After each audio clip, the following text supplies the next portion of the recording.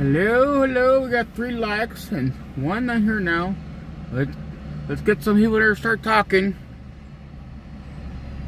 and we'll get on going.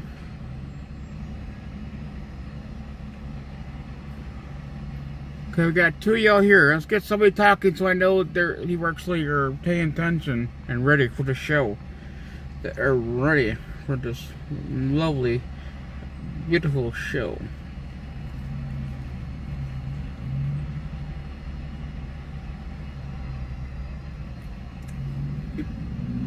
There's 3 out here. Got 6 lights. 6 lights. That's good. Let's keep on going. Let's get some people to start talking. Let's get at least one person to start talking to Shed here before we start, so I know everybody is paying attention. Everybody's here. Tune in. Well, we have a lot that I need to talk about. I mean, with this here, but we're gonna watch it first. So right now it's, I don't know. Hopefully you guys are. Lost one, looks like. Let's see. I'm in CIA. When did you leave CIA? I retired on 30 June, so real recently. A month ago. Yep. Last year you became a whistleblower. It was before last year, but yes. I think it started long before last year and had to do with vaccine mandates, which is a separate topic from COVID origins, but yes. You first came to my attention anyway, and thank you for fighting vaccine mandates. One of the most evil things this country's ever done. But COVID origins, you went very public. You testified in the Congress. Why did you decide to do that? Well, there's a subpoena that helps make a decision process. Okay. Wait, if you were locked up at any Illinois juvenile detention center, such as Cook County, the Audi Home, or anywhere, decided to do that. Well, there's a subpoena that helps make a decision process. Okay. So no, but in all honesty, I came forward and I had done a transcribed interview for 6 hours and 40 minutes behind closed doors with the Homeland Security and Government Affairs Committee. Can you guys all hear? Give when me it looked like that you can hear. The CIA was obstructing our investigation, when it looked like every obstacle was being put in place. When the subpoena came, I was happy to go. I was happy to speak publicly. But then you become, I mean, you're in a different category once you do that, I think. All right. That's a big decision. Sound check. It is. You know, I hate to say it, I had some practice with the COVID vaccine mandates. And frankly, you know, maybe we'll be touching on this earlier, but that story that came out publicly on May 13th in front of Senator Rand Paul's committee, I had passed that story to the Senate Select Committee on Intelligence in April of 2024. I'd also given it to the House Permanent Select Committee on Intelligence, 2 oversight bodies, in 2023. And the first time I came and spoke to the House Permanent Select Committee on Intelligence on COVID origins was actually in November of 2021. Now, the story was a little different then, but I came forward multiple times trying to let them know that we were being lied to. Yep, being lied to. So those 2 committees, you pronounced you spelled out their formal names, but just the House and Senate Intel committees, the oversight committees. Oversight right? committees. This is the legislative branch's oversight of the most powerful, arguably the most powerful agencies in the government, which have very little civilian control, particularly CIA. I think there are only, 3 appointees at CIA? I believe 3 appointees, which is, in my opinion, not enough. Oh, well, it's totally crazy, because it means whoever's elected by the public doesn't have any control over this agency, which I think is proven true. But anyway, the control is supposed to come from the Congress in the form of these 2 committees. So when you tell them something really rotten is happening at CIA where you work, you expect they're going to do something about it. I did. I think COVID opened my eyes. I was naive. I was an operations officer, so I spent most of my time out in the field, collecting intelligence, recruiting spies. That was my job. I was not an analyst. I was not collecting other people's intelligence and turning it into finished intelligence. And I was a bit naive about the process. You're doing the traditional work. When people hear the term CIA, they think of what you are doing for a living. Yes. Which is not what most people there do. Correct. The Directorate of Operations conducts the operations for the agency. We collect the intelligence. And this is why this whole living in foreign countries. Correct. I was gifted many things from the agency. I was gifted Mandarin language training, Arabic language training. Probably could use some brush up on Arabic, but my Mandarin's still pretty good. And they give us a lot of authority to live and work overseas. I love the job. And despite everything that's happened, I actually still think if you're a motivated, critical thinker, you should try and get into the Director of Operations. It is a fun job. It's a good job. I tried to get in for that exact reason. Probably never should have admitted that because I've been accused of being a tool of the CIA ever since, which I'm not. And I think this interview will make it clear I'm not. But for that reason, I thought it sounded like a very interesting job. It's great. Interesting. You don't think about the politics. There's no politics in the field. It's about, it's such a small group of people that you get to come back and talk to about what you're doing. So if you're in the office, you come back and you're like, hey, I collected this intelligence. I recruited this spy. I did this operational act. The only people who can cheer you on is that small fraternity of people. And so it was a blessing and a gift. Everything good in my life was touched by working at the CIA, which is why COVID woke me up to sort of the mess. I mean, we're supposed to be, and people laugh when I say. So you're not living in McLean, Virginia, near headquarters. You're like abroad, right? For a lot of this time. Oh, most of my career, was abroad. And I loved it. Yeah. I finally came back to headquarters in 2019, right before COVID hit. And the NFL just quietly banned a compound from competition. Not a steroid, not a stimulant. A natural. Being a CIA case officer, or even any intelligence officer, your job, and people are going to laugh, especially when you say CIA, our job is truth. So we go out, we go into this sea of misinformation, lies, different types of motives, and we're supposed to pull out that little tiny nugget of truth, write it up, and present it to policymakers so that they can make wise decisions. In the most altruistic way, that is what we're supposed to do. And what COVID revealed was most of the agency, they lost their sense of discernment. They gave up on taking a hard look at what was happening all around them. And I could not believe, I was running work on financial intelligence against strategic rivals. And I had an office. I was running 2 big branches. And I had like 7 people who would come into my office every day and like, we're not crazy. We're not crazy. This masking, this thing where they want to test us all the time, like this shot, we're not crazy. This doesn't seem right. And that's what started me down the road. There's a few other things before that. It was, a few other things before that opened my eyes, but I'm also a slow learner. I spent some time in the Middle East looking at dumpster fires saying, well, I know we didn't actually get this done, but thank God we're here for democracy. So, I own that. You believe that? I did for a long time. I no longer, I think that we probably should take a good, hard look at the decisions we're making on foreign policy. And I think that whole thing about no new foreign wars was probably a good idea. Most Americans were strongly in favor of that plank in the platform. Home ownership has always been at the center of the American dream. It is an actual asset, a place people work their entire lives to build, a place of stability and security and real value. Right now, though, too many homeowners are stuck swiping credit cards to cover groceries. There's basically a survival tax of 20% interest or more. So why keep handing your money to the banks when you could keep it for your family? Interest is what kills you.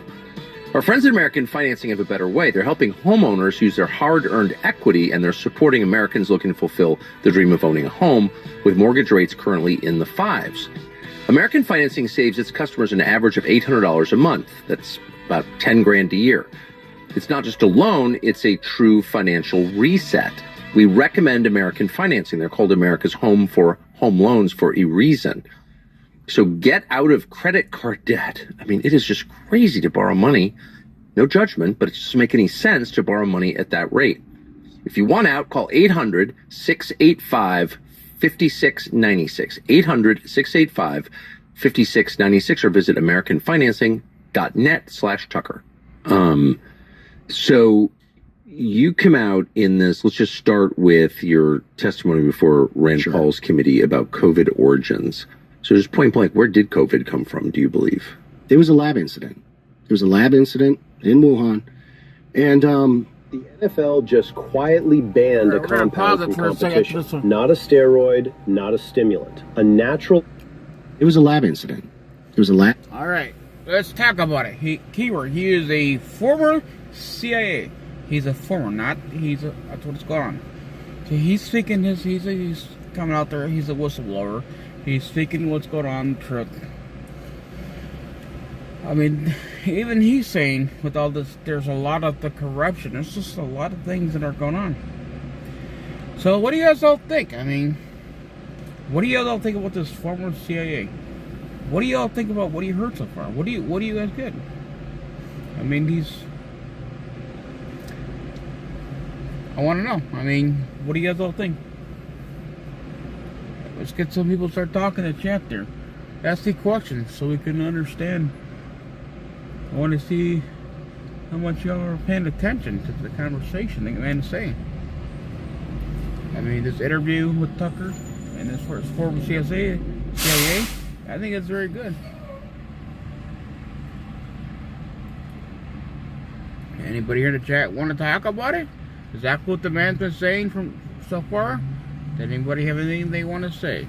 What do you guys all think of what he's been saying so far? Do you think this guy is telling the truth? Do you guys think this guy is full of BS?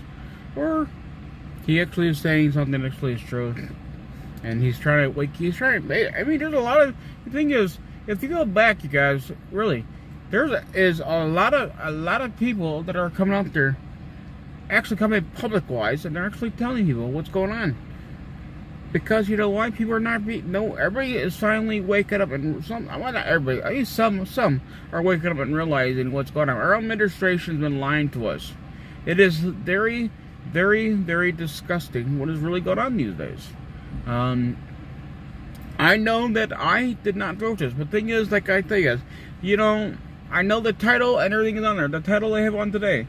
The thing is, no one has been arrested. No one has been arrested. No one. From the January 6th, everybody who basically caused the riot, caused everything, who basically stole the election, a lot of the fraud that was going on, no one has been arrested. No one has. And that is the biggest problem that I have is, how come all these people could just walk around here and no one's being punished? You got Michael Burns still walking around here, and he shot an innocent woman. Killed her. Killed an innocent woman. And then you got the lady who basically... the other Capitol Police officer that basically beat Roseanne Boyle with a bat, basically actually not a bat, baton, and she died. 0 police officers died, and no one has been arrested. So my question for you guys is, what are we gonna do? I mean, our midterms are right around the corner. What are we gonna do? What are we going to do? Are we gonna sit back and watch a show and not do nothing about it? Or are we going to use the voice that God given us? Yes or no? It's a very simple question. Can somebody please respond to the chat there, so I don't look like I just talking to myself here tonight? What are we going to do? You know, you guys could easily do things in your own city, your own state. God gave everybody here a voice to speak up. Not just one. We all have a voice. So what are we going to do?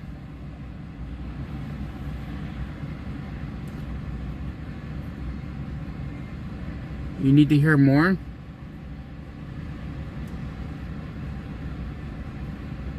You need to hear more? Okay, we'll keep going a little more. Incident in Wuhan. Not too long. And it spread from, the cat was already out of the bag. I think if people look at my public testimony, I'm convinced that the intelligence community could have made a pretty sound assessment by mid-2020 that there was a significant chance that this was some variety of lab incident that occurred that caused this pandemic. And a lab incident changes how we view public health policy. So if it's a natural incident, I have a feeling, if Americans, and I said this during the testimony, if Americans knew that the basis for the vaccines, for example, came from a nucleotide sequence that was given to us by the Chinese government. Yes, from Chinese. And we just took it, put it into a computer model and said, oh, here's our vaccine. And people were like, but didn't you just say it came from some lab in China, in Wuhan? They probably would be a little more hesitant to put that in their body. Mm-hmm. I personally think any new technology is unwise to... That's confirmed. Yeah.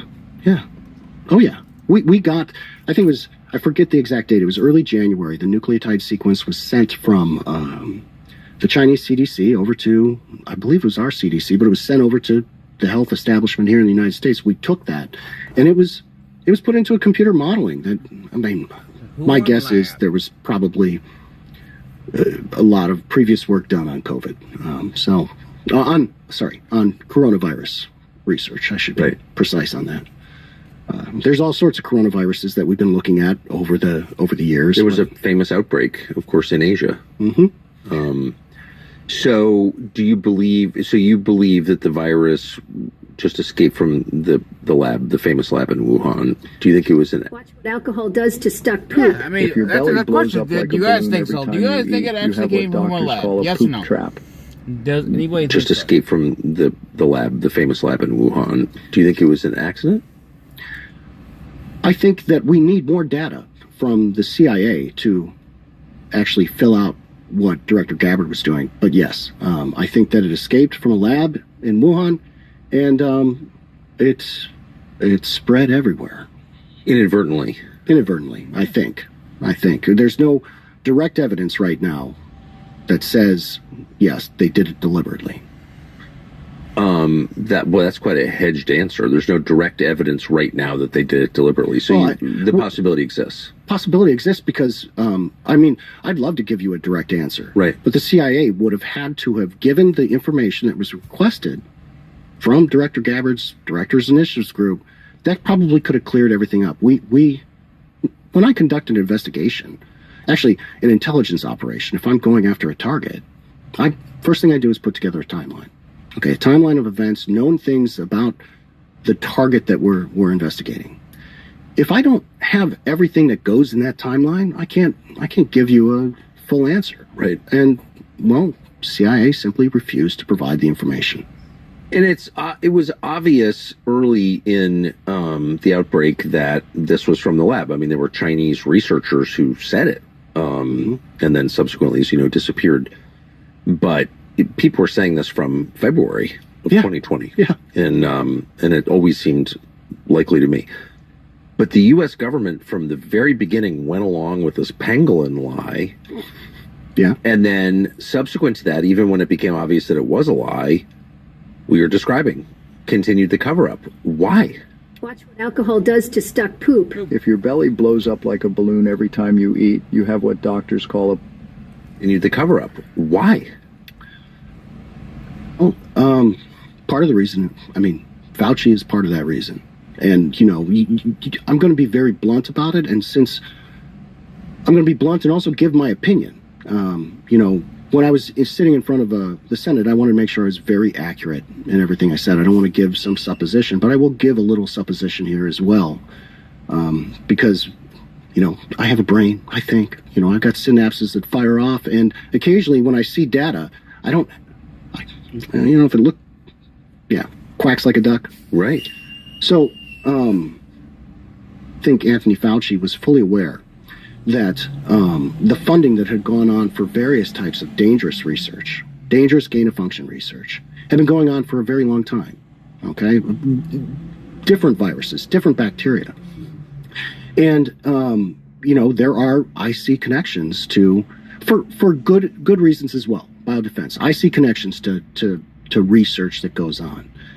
But I think they understood that a house of cards was going to fall down if this got out too quickly, that there was a distinct possibility that American know-how, American expertise, we really do.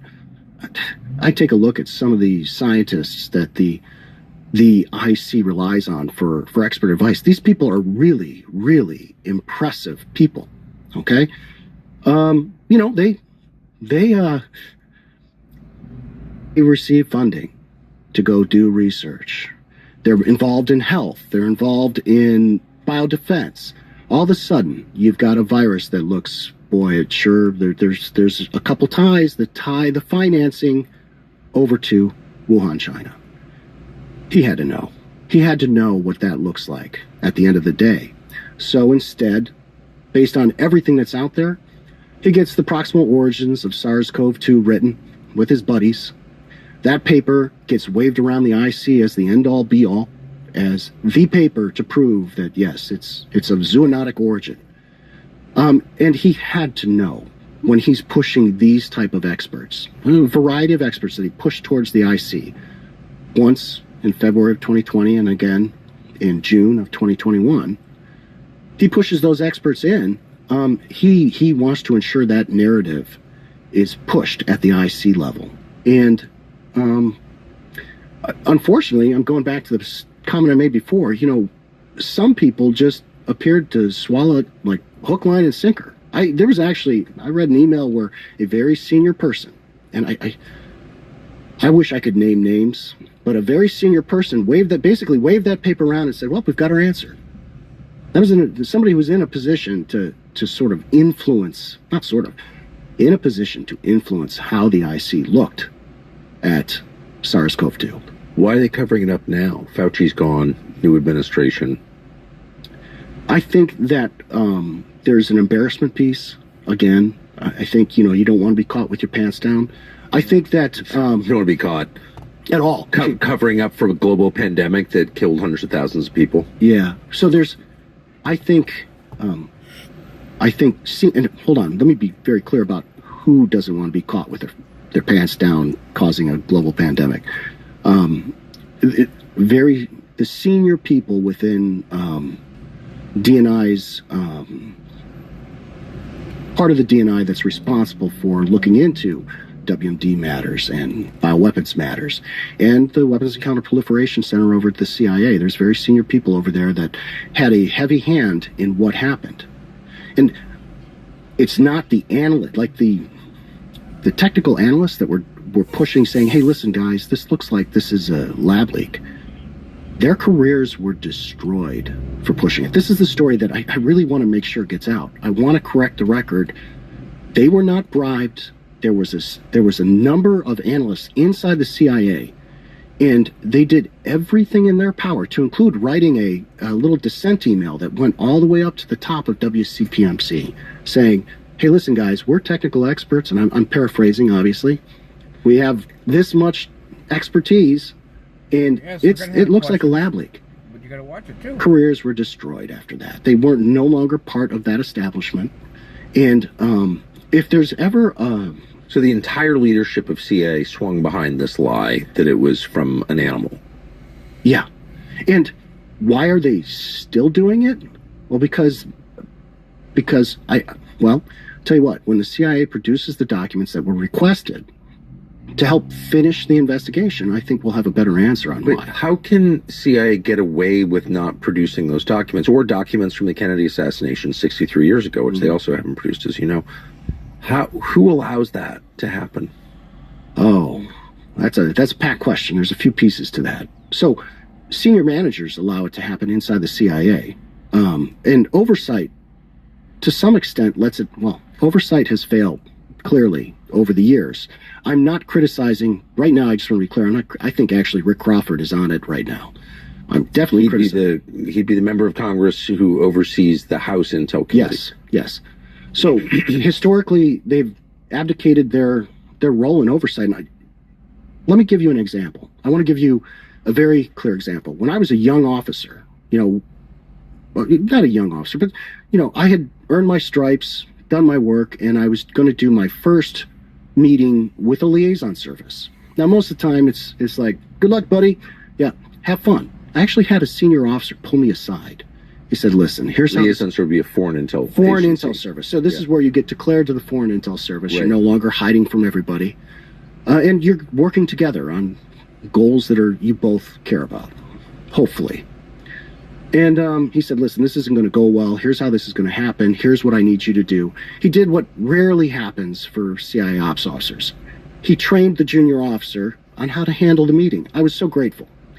Years later, and I love the guy, years later, he disagrees with me, by the way, on just about everything of substance, but he's a great officer.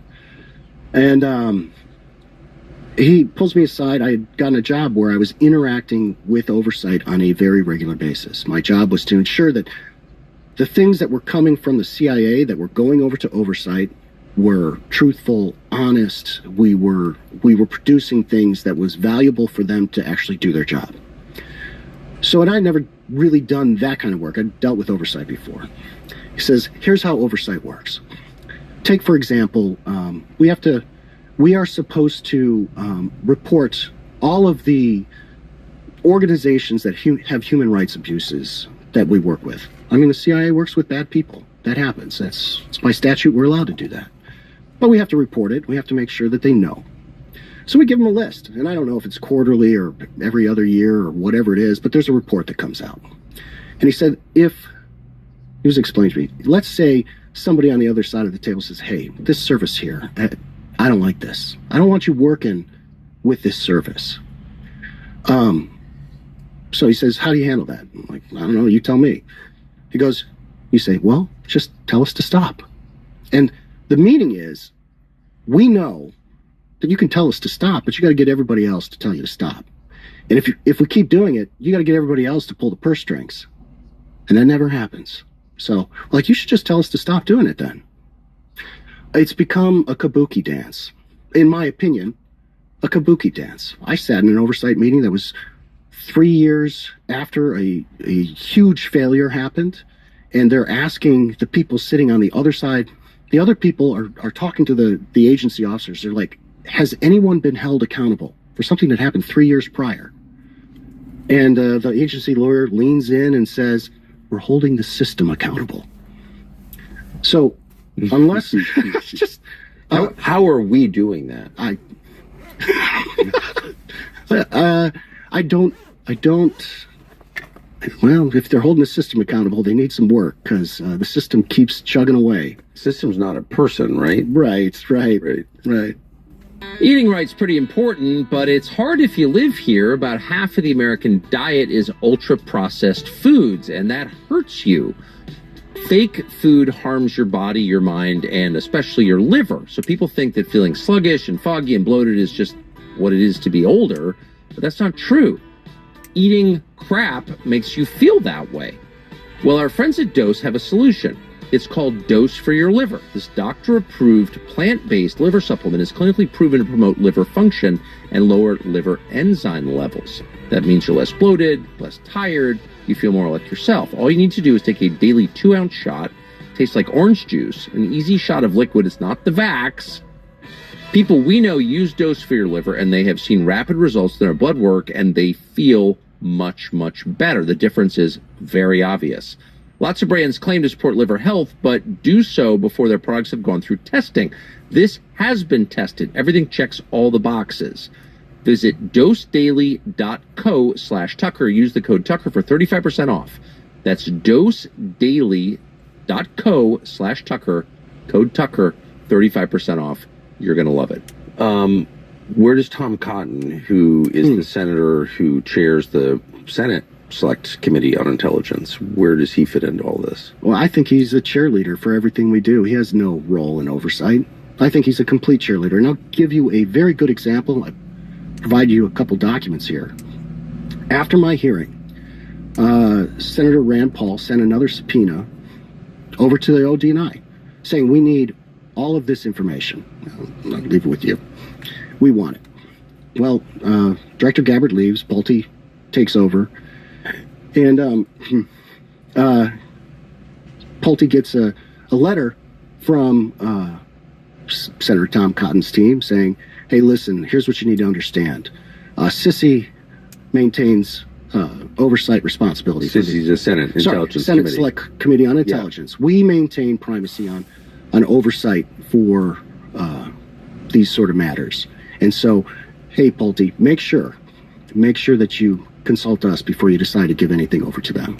Okay, and not only that, I said that I had done a 6-hour and 40-minute transcribed interview in a skiff in March of this year for his GAC. Republicans and Democrats were both there. Well, let me clarify that. The Democrat tried to leave, but I insisted that he stay. Now, I finished that transcribed interview. They won't give it back. They won't give it back to his GAC. Sissy will not. His GAC is the Homeland Security Government Affairs Committee, the one that Rand Paul's on and Ron Johnson's on. I think some of the Democrats are on there, Fetterman, a few others. Wouldn't know. They didn't show up to the hearing. Sissy's saying you can't have your own transcribed interview. Sissy's saying we are the ones who have primacy over oversight over the intel community, but they're not doing oversight. And how do I know they're not doing oversight? I've already sort of mentioned it. I went to Sissy in April of 2024, and I told them a story about 6 of 7 technical experts saying COVID origins, COVID originated in a lab incident, and they did nothing with it in 2024. So of course Tom Cotton doesn't want somebody else digging into it, because it probably just exposes the failure of their oversight. Tom Cotton is so clearly a tool of CIA. Oh, yeah. Yeah, I mean, as far as I can tell, that guy, he's there to make sure that he protects the CIA. But that's the opposite of what the job entails. That is exactly the opposite, yes. Now, his wife worked at CIA as an analyst in Langley. I don't know, but I believe you. I do know, and that is correct. I've talked to her about it. And so I'm not blaming him. She's very nice. I'm not attacking his wife, just to be clear. But that's pretty close relationship for someone who's going to be in charge of oversight of that same agency. Yeah, it's sort of like Fauci having his wife in charge of bioethics. That's an interesting little relationship. So that's just, again, I'm not accusing Mrs. Cotton of anything. She's a nice person, and I think she's left CIA. But the point is, that's weird. And then Cotton's reflexive defense of CIA against everybody, including the Office of the Director of National Intelligence, is very, very striking. And his impulse always is to hide more from the public. That isn't what we voted for. I'm very aware of that. And you have to, and of course, he's a very weird guy. I don't know him. So he's let me just say again, he's a very weird guy. And almost everybody I know on those committees, I know a bunch of members, Dan Crenshaw was on the House Intel Committee. So it's like, what is going on here? It feels like the IC, CIA probably taking the lead on this, controls these people. How do they do that? I hate to say this, but we've squandered a historic opportunity. And Director Radcliffe and Deputy Director Michael Ellis, I think when history looks back, they're going to say that they were the worst leadership team the CIA could have gotten. Of course. And it's not because it's because of what they're not doing. They have an opportunity for reform, but they've kept all the same people that were involved in covering up COVID, covering up Havana syndrome. They're all sitting in senior positions. And why would Trump? So Radcliffe has been in contact with John Brennan, right? And I've heard that. Do you believe that's true? I believe that's true. Right. So Brennan is a sworn enemy of Trump. So why would you ever in a million years, and Trump has said a million times, I hate John Radcliffe, stripped him of his security clearance. Why would you put a guy he's in contact with in charge of CIA? Like, what the hell is that? I don't know. But what Do you think that's weird? I think it's very weird. It's very weird. It's very weird. And there's other data points that I think speak to this. John Radcliffe, take the Trump-Russia collusion documents that Director Gabbard released in, was it late July 2025? So those documents were damning. I mean, it's treason what they were trying to do. Yeah, it was like, and I read the unredacted documents. I read the documents. If this is our story, we're sticking to it. Okay, you can't unread that and then go away thinking, boy, good thing we've got great leadership at the IC. So that's all real. The thing is, Director Radcliffe was Director DNI. He had possession of the documents that were released by Director Gabbard when he was over at the DNI. Right. He could have released them. He could have released them when he was at DNI. Maybe he was scared. I could. But Trump, he ran DNI in the first Trump term. So knew this. Everyone knew that. Mm-hmm. That John Radcliffe is also, by the way, loyal to a foreign power, I would say. And he's in touch with Trump's enemies. And he's doing nothing to help Trump on the issues that Trump claims he cares about most. And then the first thing Trump does when he gets elected is appoint that guy director of Central Intelligence. Like, what the hell are we looking at? Yeah, I can't get into President Trump's head on that one. But what I can do is... Can you just affirm again my suspicion this is like the weirdest thing that's ever happened? Yeah, this is dumb. It's flat out dumb. Like, if you want to be followed, like, he's proven, President Trump has proven that there are people within the federal government that will go to great lengths to destroy people. Yes. If you want to continue Including him. Especially him. If you want to continue to be destroyed, this is exactly what you do. Exactly. So it's dumb. Well, dumb at best. It sounds like That's a the nicest decision way made to under say it. duress to me. I don't know why any person would do that, and especially with someone with finely honed self-preservation instincts, which Trump has. Why would you do that? And I also noticed something else. Tell me if you have too. That of all the appointees, high-level cabinet secretaries, big appointees in this administration, Radcliffe has basically received no scrutiny in the press at all. Yeah, neither did Rubio for the most part. Sorry, I wanted to add. Fair. Thank you. But did you notice that? Of course I noticed it. You're CIA director. You're one of the most powerful people in the world. It's a giant red flag. It's a giant red flag to me. I'm sorry. You got to have, if you're coming into one of those positions, it doesn't matter who's in charge. I expect controversy. I want an argument over it. I want to see people get mad about the person that's going. But to this day, most people have no idea who the director of national intelligence is. Right. And he's treated like a head of state when he travels abroad. He runs the CIA. We don't know what their budget is. It's an incredibly powerful agency, as you know better than I. So, and this guy, no one says a word about him. So that tells me that the American media are at the very least beholden to, if not controlled by, CIA. Like, where are they? Where's CNN? Where's the New York Times on this? Where's the Washington Post?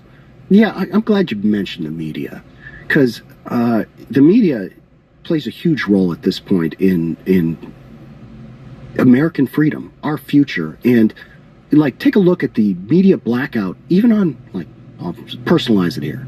On May 13th, you would have thought every news outlet would want to hear what was happening behind the scenes during COVID. Fox News was the only one that covered it. And that happens all the time. It tells me that the media is controlled. Yeah. The media is controlled by the government. This thing where we've got an independent media, it doesn't exist. Okay? And that's a big problem for government oversight. It's a big problem because whistleblowers who go through the system, sorry, I'm going to pivot just a little here, but whistleblowers are essential to holding the system accountable. But to honest government. So I can tell you, I've personally walked through the system, and it's so broken that now when people come to me and say, should I be a whistleblower? I tell them no. And that's the honest, I say, the only reason you should be a whistleblower is if you're prepared to lose everything. Okay? Because you're not gonna get a gold star when you're done. Okay? It's not gonna make it good for you personally. It's not gonna make it good for you professionally. And if you say go through the IC system, they continue to investigate themselves and find no wrongdoing. If you go to the ICIG. Okay, so I really needed a new car, but I don't have great credit. And last time I bought a car, it was traumatic. I even brought my husband for backup, but themselves and find no wrongdoing. You see what he's saying? It's how our own. That's what's so important to have live streamers out there and not having our own little fake channel. That's just what it is. Okay, those people like the Fox News, Channel 7 News, ABC News, all those people are basically run by the government-wise. That's why it's called We the People got to get out there and live stream. That's why you have to support your live streamers so they can do these things, so we can show you guys the truth. That's what's going on here. The storm was fine, but we're not talking about the storm. The storm was fine. Okay? We're talking about this video here. That's what counts. But the guy is clearly speaking his mind. He's telling you the truth there. You know? We really... The media is all run by our own governor. We're being played. That's why it's important to support your own live streamers and help us out to get out places, because we actually show you guys the truth. The ICIG. I went to the ICIG and I tried to get them to Intelligence Community Inspector General. Thank you. I apologize. No, it's all right. The internal watchdog. Yeah, the internal watchdog. And Chris Fox, by the way, I think is another one I should mention specifically. I think he's got the spine to try and get something done to clean things up. And I said that in my testimony. But let's say you go through the whole system and you realize, oh my gosh, the system is broken. What do I do now? Well, that last line of defense, the last line of defense for a free society is a free media. And let's say you're like, you know what? This is wrong. I have to do something. And you say, I'm going to go to the media. Well, that's Russian roulette.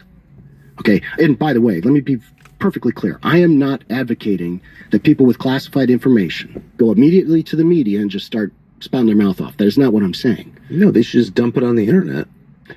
That's what I think. Put it on the blockchain? Just want to be clear. Okay. I am advocating for that. And I do think that people with relevant classified information should disclose it to the public. They should. They should. But I don't blame any of them for not. The system is broken. Christians ought to be safe in the Holy Land of all places, but they are not. Keep in mind, these are the descendants of the first converts, the first people who followed Jesus, people whose families have worshipped in the land Jesus walked for centuries, for thousands of years. And these same people are now facing enormous pressure to leave, fleeing their homes amid war and anti-Christian terrorism.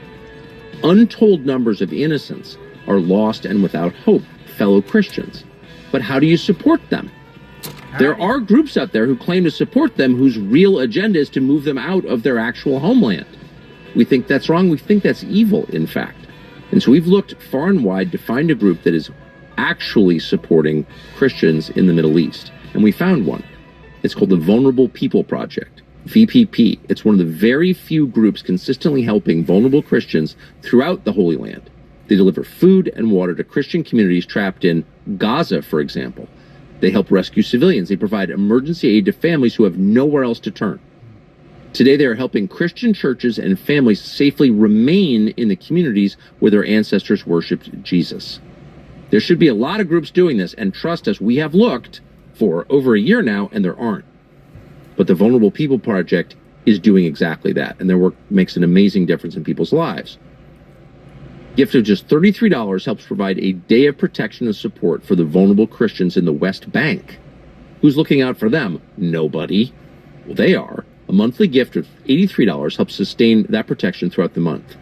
So visit SaveWestBankChristians.com and stand with Christians in the land where Christianity began. That's SaveWestBankChristians.com. We are proud to partner with them. Thank you.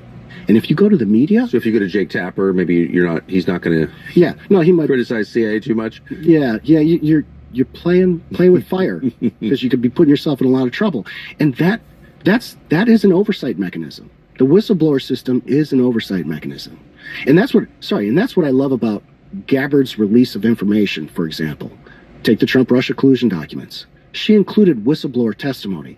It's not just straight documents. It also provides a contextual sort of real feel of, a real feel of what was happening at the time from a real person. And so, do you have any idea why this is the case? Which is to say, do you have any clue how CIA influences the behavior of the Washington Post, the New York Times, CNN, NBC News, the Associated Press, etc.? My limited window, because like I said, I'm a ops officer. Up until recently, all I cared about was stealing secrets. Right, in some foreign country. Yeah. Yes, to be clear, not American secrets. I want to ask you about that in a minute, but... Okay. My limited window is there's clearly some preferred outlets that they will go to. I see some of these things, and these are puff pieces. These are cheerleading pieces. Talking about how great things are, talking about all the things, all the reform I've seen a few recently. The problem with CIA, I've long thought this, is it doesn't get enough money. And so Congress needs to appropriate more money to say that every piece is like that. No, right. If only They could, they had full funding.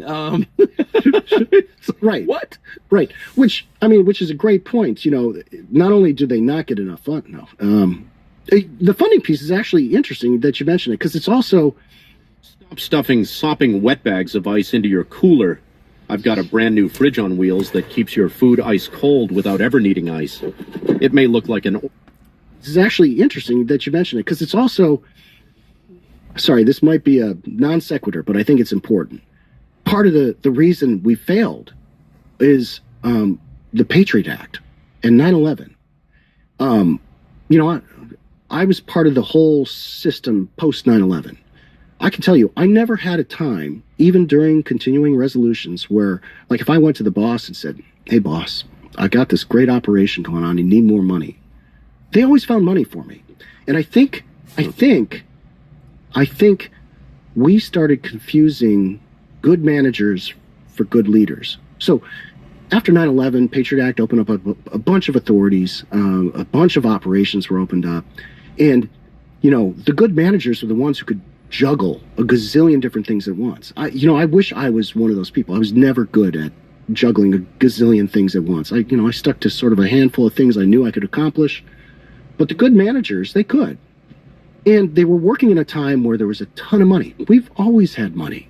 And so those good managers who didn't really have to get tested about, hey, should we do this? Should we save this money for something else? Should we make this moral decision on blah, blah, blah, blah, blah? They got confused as good leaders, so they matriculated upwards. And they were never really, and this is a generalization, they were never really tested in terms of moral decisions or decisions that were weighty in terms of, like, should we continue doing this operation or not? So, and we had chances to be tested. How many people spoke up during the whole enhanced interrogation piece? How many people came forward and said, "Hey, last I checked, that's torture"? Well, one did. And he was destroyed, right? He went to prison. Under the subsequent administration, which was the amazing part. That's crazy. So he came forward during Bush, but Obama got there, and John Brennan immediately saw that he was indicted and sent to prison and wrecked his life. So all these managers who have continued to be moved up never had to make a hard moral decision. COVID hits, and you got people saying, "Hey, I've got religious rights. Hey, I've got bodily rights. Hey, this is executive overreach." No one knew how to handle that, and it proved beyond a shadow of a doubt. The management, they're not leaders. The managers in the CIA are not trained to handle conscientious dissent and real moral decisions. For me, that was it. They failed a test of their humanity, and that opened my eyes. There's a open. No one asks this question very often, but where does CIA's funding come from? Well, it comes from the Congress, in part, but that's not the entirety of its funding. Period. But the part that is appropriated is classified, so we don't know exactly what the budget is. How can you? And I'm pretty sure the president doesn't know. In fact, I'm pretty certain the president doesn't know. So, like, how is that civilian control of an agency if no one really knows how much money there is or even where it's coming from? It's not. And there are reasons why they want to hide budget. They don't want understand. I really believe in sources and methods. We don't want to see sources dead. We don't want to see sensitive methods destroyed. But, if the naming conventions for the various offices at the CIA are made so indistinct that outsiders can't understand what they do in that office, well, that's meant to protect the type of operations where there's sources and methods. Of course. But there's a real question on the oversight piece. Like, how does oversight happen if you can't go, what exactly does that office do right there? What does it do? It's got a weird name. Where's the money going? Yeah. Why does it need that much money? And you also have to ask, like, is CIA doing anything that's so critical to the interests of the United States that you would give up any hope of managing it or having oversight over it, that you would allow it to be its own country in the middle of your country? The answer is that shouldn't occur. Right. Period. I mean, morally, ethically, no. Is it occurring? I worry it is. Oh, I feel it's definitely occurring. There's no question about. Yeah. From my experience, it sure looks like it. Yeah, it sure does. And again, if we don't even really know, there's a big debate, which I've listened to carefully, about where this money is coming from. And again, it's not all coming from the Congress. So, what? Follow the money. But how can you? If CIA is running businesses or engaged in business practices as an agency, which it is, it's like, I get that this can all be justified. If I were king for a day, if I were in charge and I wanted to start the process, I totally get it. It's become such a gargantuan problem. Where do you even start? Right. But if I wanted to make immediate gains on that question, I would. So the director of CIA, the deputy director of CIA, and it used to be the chief operating officer, they've changed names. They have special authorities to grant no-bid contracts under national security auspices. I would come in and I would start auditing every single one of those contracts that were given out by the director and deputy director, particularly in that little window between administrations. Okay? Once you catch a little bit of wrongdoing, it makes it a lot easier to justify, okay, now we're going to start doing the deep dive. Why don't we take a look at, the other funding mechanisms that are in play for various types of intelligence work? I would definitely audit In-Q-Tel. 100%. In-Q-Tel needs to have a full audit. Can you explain for people who don't know what In-Q-Tel is? In-Q-Tel is it's the venture capital arm that funds all sorts of stuff. That venture capital arm of what? Of the CIA. Okay. I know the answer, right? I just want to make sure that everyone listening understands that CIA has its own, and I'm quoting you, venture capital arm. Yeah. So we thought that's something that happened on Sand Hill Road in, Northern California, but no, CIA has its own venture firm. Yeah. Yeah. There's real reason to have an insight into things that are tech and things that are about it. There's good reason to have it. But if you're going to do it, you better be able to justify every penny. According to these two investment legends who picked NVIDIA 10 years ago, Elon Musk is about to open America's last retirement window. You better be able to justify every penny. Well, and you have to have control over it by the public through its representatives. So what happened in Pakistan, as you know, I don't know if you've been posted in Pakistan, but Pakistan did this with its military, and the next thing you know, the military runs Pakistan. Mm-hmm. And no matter who you vote for, the military still runs Pakistan. So you don't want that, because that's the opposite of democracy, right? I spent 2 years in Pakistan. Okay, then. Yeah. I didn't even know that. Yeah. But is that a fair assessment? Yeah. Yeah, it's a fair assessment. How many businesses does the Pakistani military own? A lot. A lot. Right. And they're the best funded institution in the country. It's really obvious when you drive around Pakistan. Mm-hmm. It's like all the mowed lawns are the military bases. Yep. Yeah. Well, having life insurance is one of those things that helps you sleep better at night. If something were to happen to you, what exactly would happen to your loved ones, your children? We've heard so many stories of families losing a parent and having their life insurance policy save their financial lives. That's the whole point of it. It makes all the difference in the world. The next question becomes, well, how do I get life insurance? And that's where Ethos comes in, a company we're proud to partner with. Ethos makes securing a life insurance plan fast and easy and 100% online. People don't get it because it's a hassle and it's expensive. This solves that problem. You get a quote in seconds, apply in minutes, and get same-day coverage. There is no medical exam. You just answer a few simple health questions, then you can get up to $3 million in coverage, some policies as low as $30 a month. It takes about 10 minutes to get covered. Life insurance through Ethos. Free quotes are available now at ethos.com/Tucker. Ethos, ethos.com/Tucker. Rates and obviously application times may vary, but it's great. So you don't want that here, right? No, I do not. And the American people don't want that. What they want, in my opinion, is we were told that we were going to get some IC reform, and we haven't seen one lick of it. That's not true. Except with Director Gabbard. She did exactly what President Trump said. I want you to downsize the DNI. I want you to pursue de-weaponization of intelligence. I want you to pursue COVID origins. I want you to pursue Havana syndrome and election security. She did all those things. She tried to pursue those things, and she got beat up for it. I want to get to that in some detail in just a second, but first I just want to go back to John Ratcliffe, former congressman who runs CIA. Why hasn't he pursued reform of CIA? It's a very tough question because I'm not in his inner circle, but as far as I can tell, it's because he doesn't want to.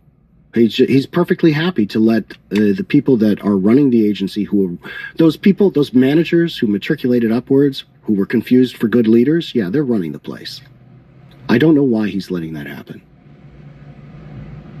Everybody I know in that world says that he's just a pure mouthpiece for Mossad. Everybody says that about John Ratcliffe. I don't know about that. I can't speak to that, but what I will say is he's not getting it done. He's not reforming anything. I mean, there's still, and I don't remember what they're called, and I'm not even sure I'm allowed to say what they were, but, right before the administration changed, the DA came up with 3 new ways to write products that only stay inside the CIA. They don't get propagated out. So what good is that? And so the CIA continues to create products that have no oversight and can be held on to, especially if they're writing things up that they want to wait. Explain what a product is. You're not talking about a new kind of toothpaste. Right. No. So, analysts will write a paper, finished intelligence, on some topic. And there's different types of papers you can read. They've got different names. But there's a new type of analytical product that they can write up now, which that is supposed to be shared with the community. That's the whole point. You write something up, you share it with the community. No, they decided they're going to keep it inside the CIA and not propagate it outwards. If oversight wants to look at something, look at those papers that are being written that are meant to stay inside the CIA and not go anywhere. My gut tells me they're just going to hang on to them until they can make them go somewhere, maybe the next administration. Who knows? Right. I mean, you're describing the ability to create dossiers on people. Dossiers on all sorts of stuff. So here's the reform that I would institute if I had the power to do it. The President of the United States asked for information that is held by one of his agencies that he oversees, because he's one of only 2 elected officials in the entire executive branch of government. And the CIA does not produce that information. And then that's the point at which you call John Ratcliffe and you say, listen, bitch, you've got 24 hours to do this or I'm having Kash Patel have you arrested. Mm-hmm. But there's none of that. It's like the president's proxies ask for information from CIA and they're like, oh, we can't find it. Yeah. When everyone knows that's a lie. Well, election security. Here's a good one. Kurt Olson is the guy. But would that work? Why couldn't you do that? You could, in theory. What do you mean in theory? This is the president's agency. He was elected by the public to run agree. CIA. Like I'm missing something. Sorry, no. You are 100% right. CIA like it's a foreign power that he has to negotiate with. I can't understand why. It's the craziest thing I've ever seen. It should work like that, but it's not. It's not working like that. There are frankly, Director Gabbard shouldn't have to negotiate with Director Ratcliffe over some of this stuff. She had people in her team that have all the intelligence background to handle the type of products that were coming out of CIA, operational traffic, those sort of things, and had to negotiate. Everybody's got to negotiate. Why do we have to negotiate? Everyone, big heads up. Paleo Valley's running a sale on all their meat sticks right now. You can get 30 sticks for $36, which comes out to $1.20 per stick. But before you go and stock up, first, here's why these are the fastest growing meat sticks on the market and a staple in our house. Number 1 is the quality. The beef sticks are made with 100% grass-fed beef. The venison is also 100% grass-fed. The chicken sticks are made with actually pasture-raised chicken as opposed to free-range, which essentially means nothing. And the maple bacon pork sticks are made with legit pasture-raised pork. So that means more. Why do we have to negotiate? Why would President Trump... Where's the president in this? The president issues an executive order January 23rd saying, I want all available documentation on these number of historical incidents, including the assassinations of the 60s, but not limited to those. He doesn't get it. He does not. And, So why doesn't Trump say, it's been a month, I want it by this afternoon. Where is it? Or you're under arrest. What is going on? I wish I knew. Because we expected, when I say we, I mean the American public voted for the greatest disruptor in American history. It's not hard, is it? But he's not, for some reason, he's not being the greatest finisher, in my opinion. He's a colluder with the system. I don't get it. I don't understand, because we really want to see him successful. So how hard is it to get, and I'm just going to pick the most benign of them all, and that was Kennedy's murders, because it's so old, right? Mm-hmm. But it's not possible you're revealing sources and methods. Everyone's dead. Like, I don't really see the legitimate impediment to producing these documents after all these years and all these votes by the Congress to do it, multiple executive orders, including this one. So they don't produce those documents, which they have not. They have not. Why would it be hard for Trump just to say, time's up, I want them now? Yeah. There is a sea of lawyers who cavets and say, here's all the things that are, here's all the reasons you could be sideways with the law. Here's all.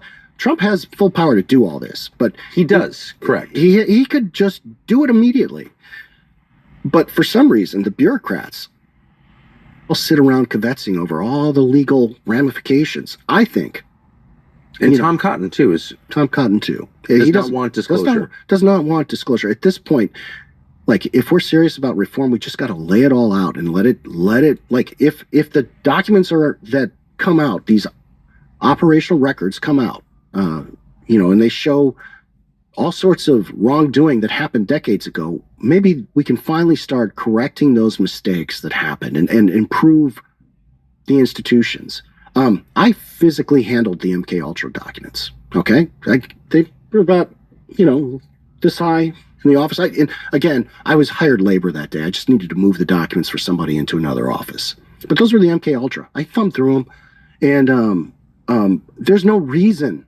There is absolutely no reason to not just put that out. Okay, I think those documents that are JFK, which there was no daring daylight raid or anything like that. That was incorrect. DNI was locked out of getting those access to those documents, and some of those documents, they're going to use bureaucratic doublespeak to talk about why DNI doesn't need certain documents, why some of these documents probably need to stay behind closed doors. It's all bullpucky.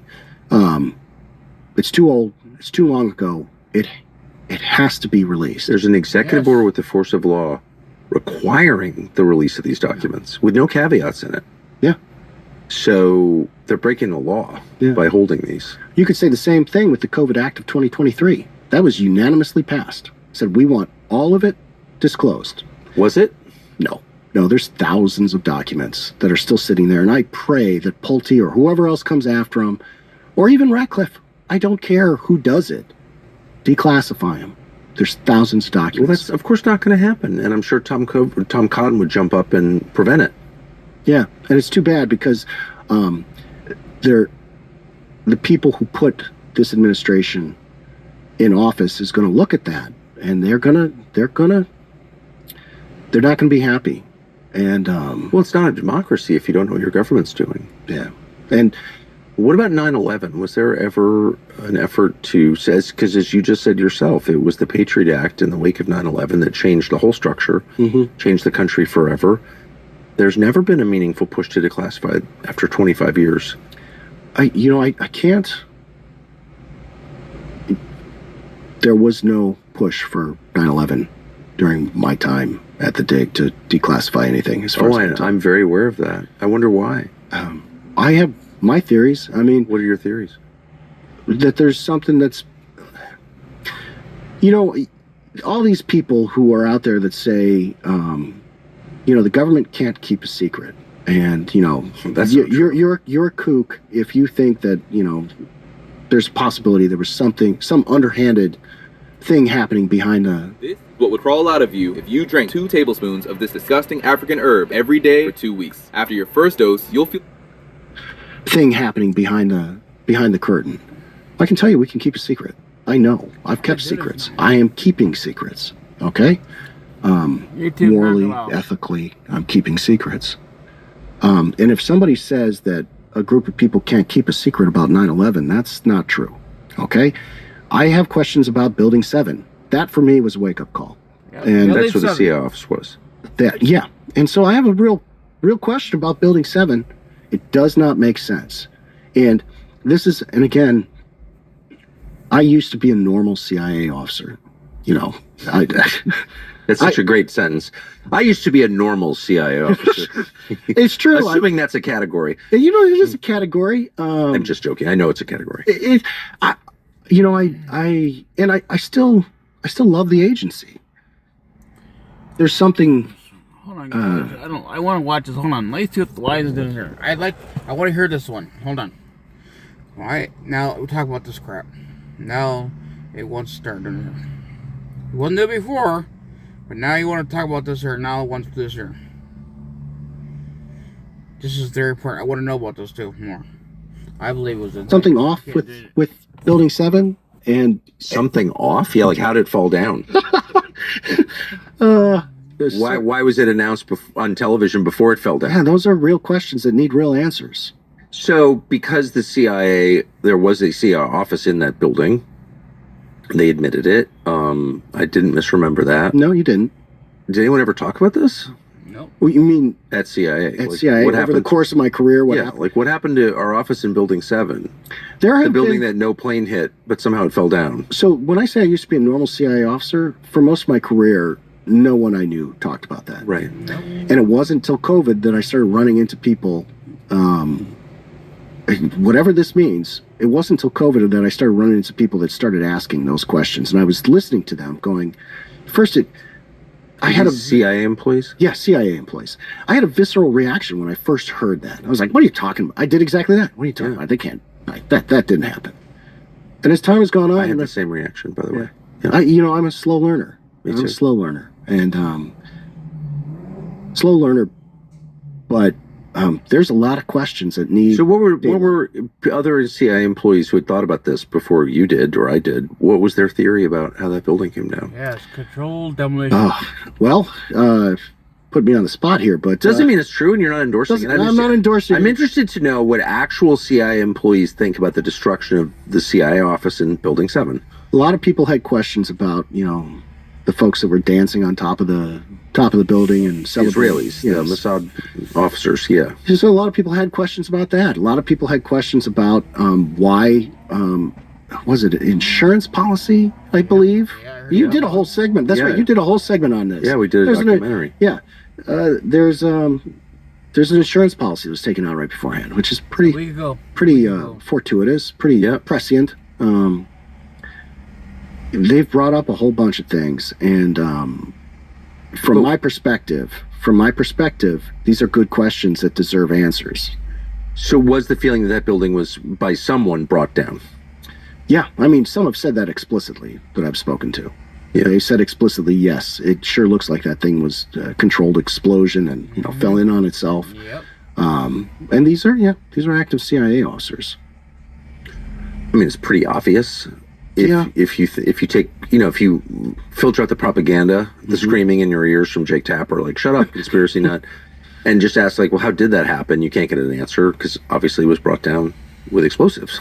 It sure looks of some kind. Right. So, but who did that and why? And by the way, that building collapsed in exactly the same way that the first two towers collapsed. Mm-hmm. So it does raise like a bigger question. If that was fake, well, what else is fake, if anything? I mean, we don't know. But anyway, so all of these questions, if you're a former normal person and your colleagues at CIA, presumably also these normal CIA officers you described, who I love, they're great officers. No, of course. Yeah, they work hard. Totally kidding. Barrel-chested freedom fighters. Yeah.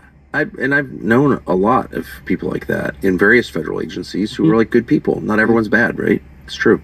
However, if they're coming to the same conclusion, then it seems like 9/11 would be the number one thing you looked at in the dig. I would have liked to have taken a look at it. It seems obvious to me that because, unlike the MLK assassination, which is, I'd love to know more about it. Yeah. Clearly it was a conspiracy, I think. But like in the end, it didn't change the world in the way that 9/11 did. Maybe it's just too big to investigate. Maybe. Have you ever heard anybody say, hey, we should just declassify the 9/11 documents? Well, yeah, some of the people in the dig said a couple times, but Hello. My name is Adam Ferrari, the Chief Executive Officer of Phoenix Energy. Hold on. I look forward to you joining us at our next investment. said a couple times, but I mean, we have to be direct. We were doing. I think it's kind of strange that we're talking about now we're talking about the 9/11. That this all YouTube thing started when, you know, I really think they will control demolition. Is what I believe it was. I believe it's exactly what happened. So let's go finish her. This is good. What we were directed to do. What the EO told you to. EO told us to do. We're trying to be. Trying to follow the law. Well, yeah, trying to follow the law, trying to make sure that we accomplish the mission that was put in front of us and get that done as quickly and as effectively as we could. And we found that, the deep state exists. I mean, I don't know what you want to call it. I love Mike Benz's description of it, the blob. I think it's the most accurate description. I agree with that. Because it's amorphous.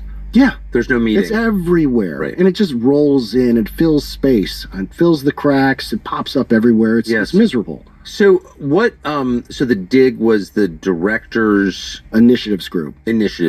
And that's the group within the Office of the Director of National Intelligence, ODNI, run until recently by Tulsi Gabbard, that was charged with using these documents that Trump had called for in his executive order. Is that all true?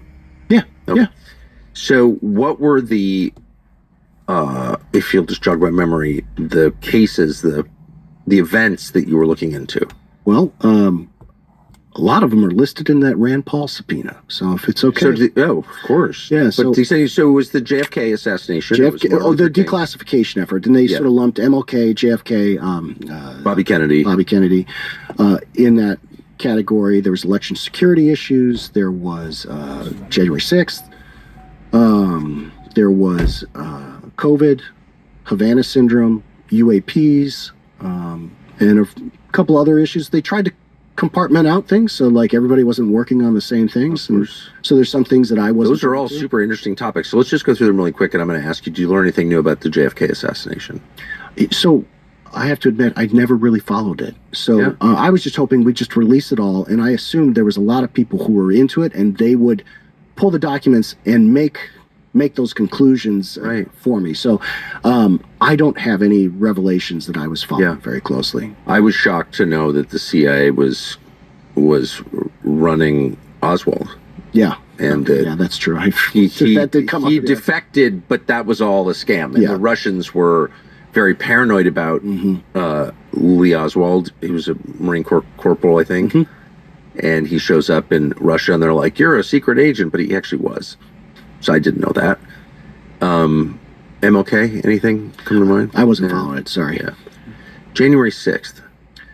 I think your interview with Steve Baker covered quite a bit with that. And I think the only thing I want to add to that is Steve Baker's provision of information to the DIG. I think that was sort of the first step to the DIG being shut down.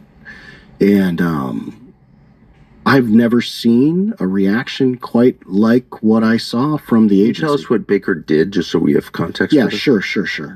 So Steve Baker provided information based off gate analysis that indicated that a current CIA officer, former Capitol Police officer, may have been the person who placed the bombs that were outside the RNC and DNC on the evening of January 5th, early morning, whatever it was, and provided it to the DNI. Now, he provided it to the DNI because, and I didn't realize this till much later, you know, as we're doing these investigations, sometimes you just need to bring in an expert. And he had been following it for so long. Somebody, and I'm not sure which part of the team did it, they asked him to, hey, would you like to help us with this? He deferred. He said, listen, I'll be glad to give you anything you need, but I don't actually formally want to be part of the investigatory work because he wants to be a journalist. Yeah. He's actually a musician, which I find great. And so he provided that information, and a memo was typed up. The memo went to the PD DNI, the Principal Deputy Director of National Intelligence, Aaron Lucas, and it got scanned in and sent over to Michael Ellis. And that thing got shot. Number 2 at CIA. Number 2 at CIA. Shot all over the CIA, and next thing you know, people were losing their minds. When I say people, because they were so excited to get to the bottom of this case. Right. We finally figured it out. YouTube. It's No, YouTube. they I were don't know pretty what's going upset. on. They're like, "What are you doing? This is defamation." And people pulled in front of They talk about now. other people and defamation in what YouTube. I way? could try well, again, I don't know. they're saying, listen, this person who was named in this investigation, Hold on. She's not that individual is not the. It's YouTube. It happened as soon as he started talking about 9/11. That's all started. So,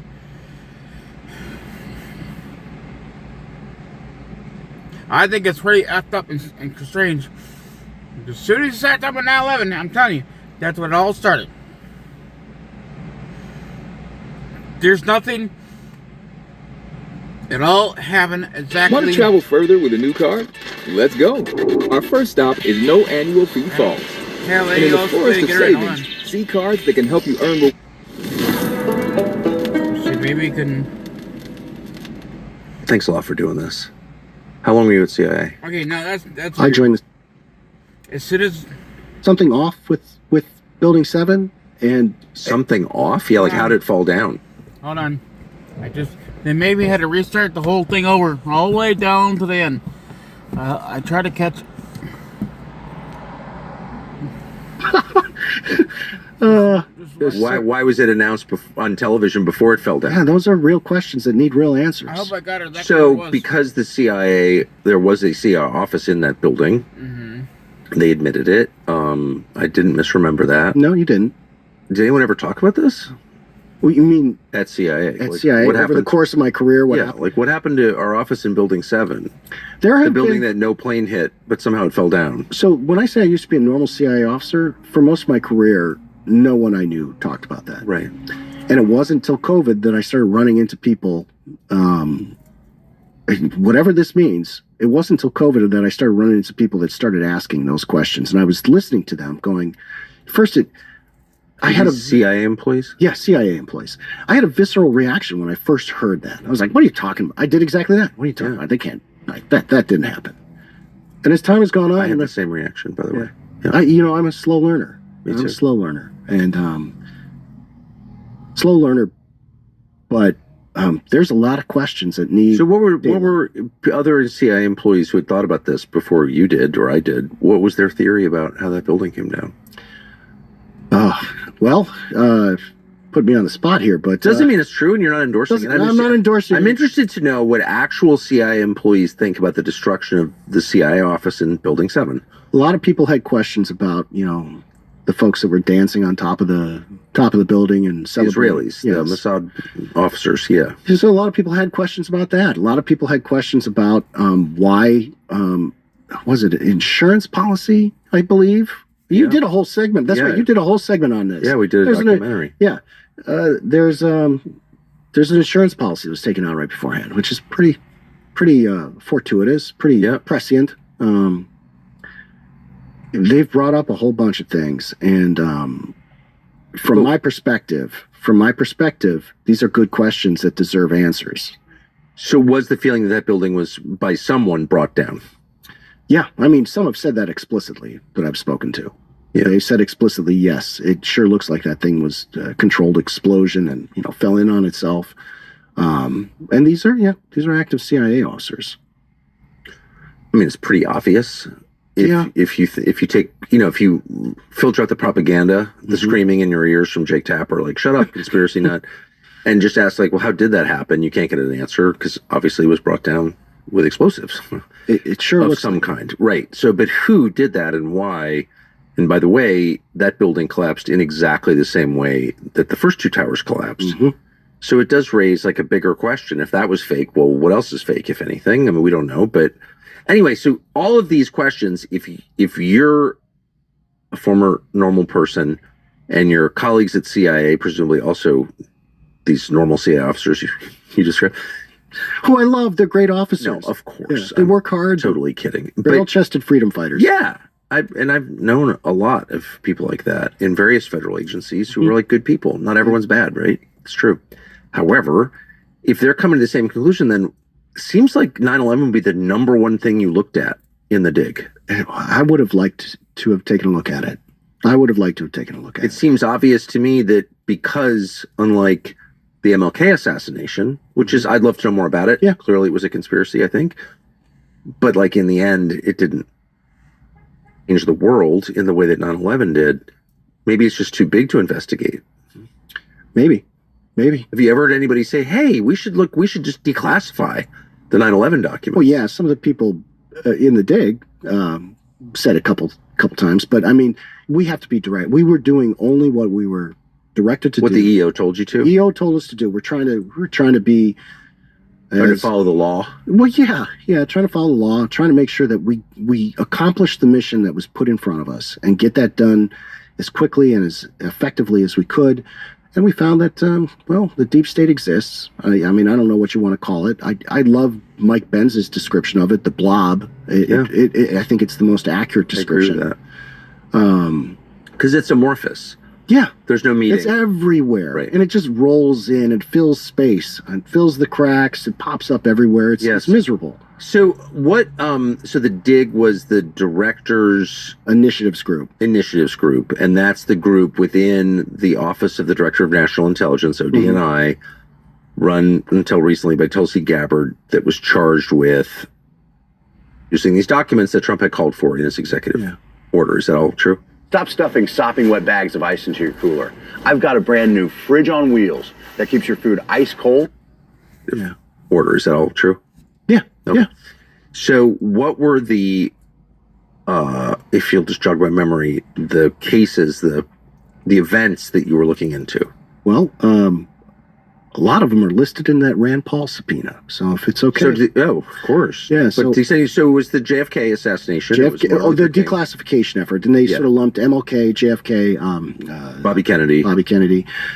In that category. There was election security issues. There was January 6th.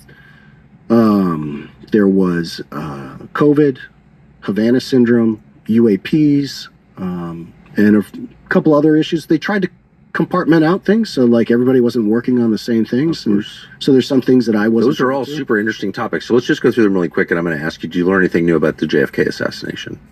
So I have to admit, I'd never really followed it. So I was just hoping we'd just release it all, and I assumed there was a lot of people who were into it, and they would pull the documents and make those conclusions for me. So I don't have any revelations that I was following very closely. I was shocked to know that the CIA was running Oswald. Yeah. And that's true. He that did come up. He defected, but that was all a scam. And the Russians were very paranoid about Lee Oswald. He was a Marine Corps corporal, I think. And he shows up in Russia, and they're like, you're a secret agent, but he actually was. So I didn't know that.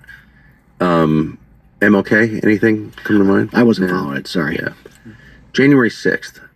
I think your interview with Steve Baker covered quite a bit with that. And I think the only thing I want to add to that is Steve Baker's provision of information to the dig. I think that was sort of the first step to the dig being shut down. And I've never seen a reaction quite like what I saw from the agency. Can you tell us what Baker did, just so we have context? Yeah, sure.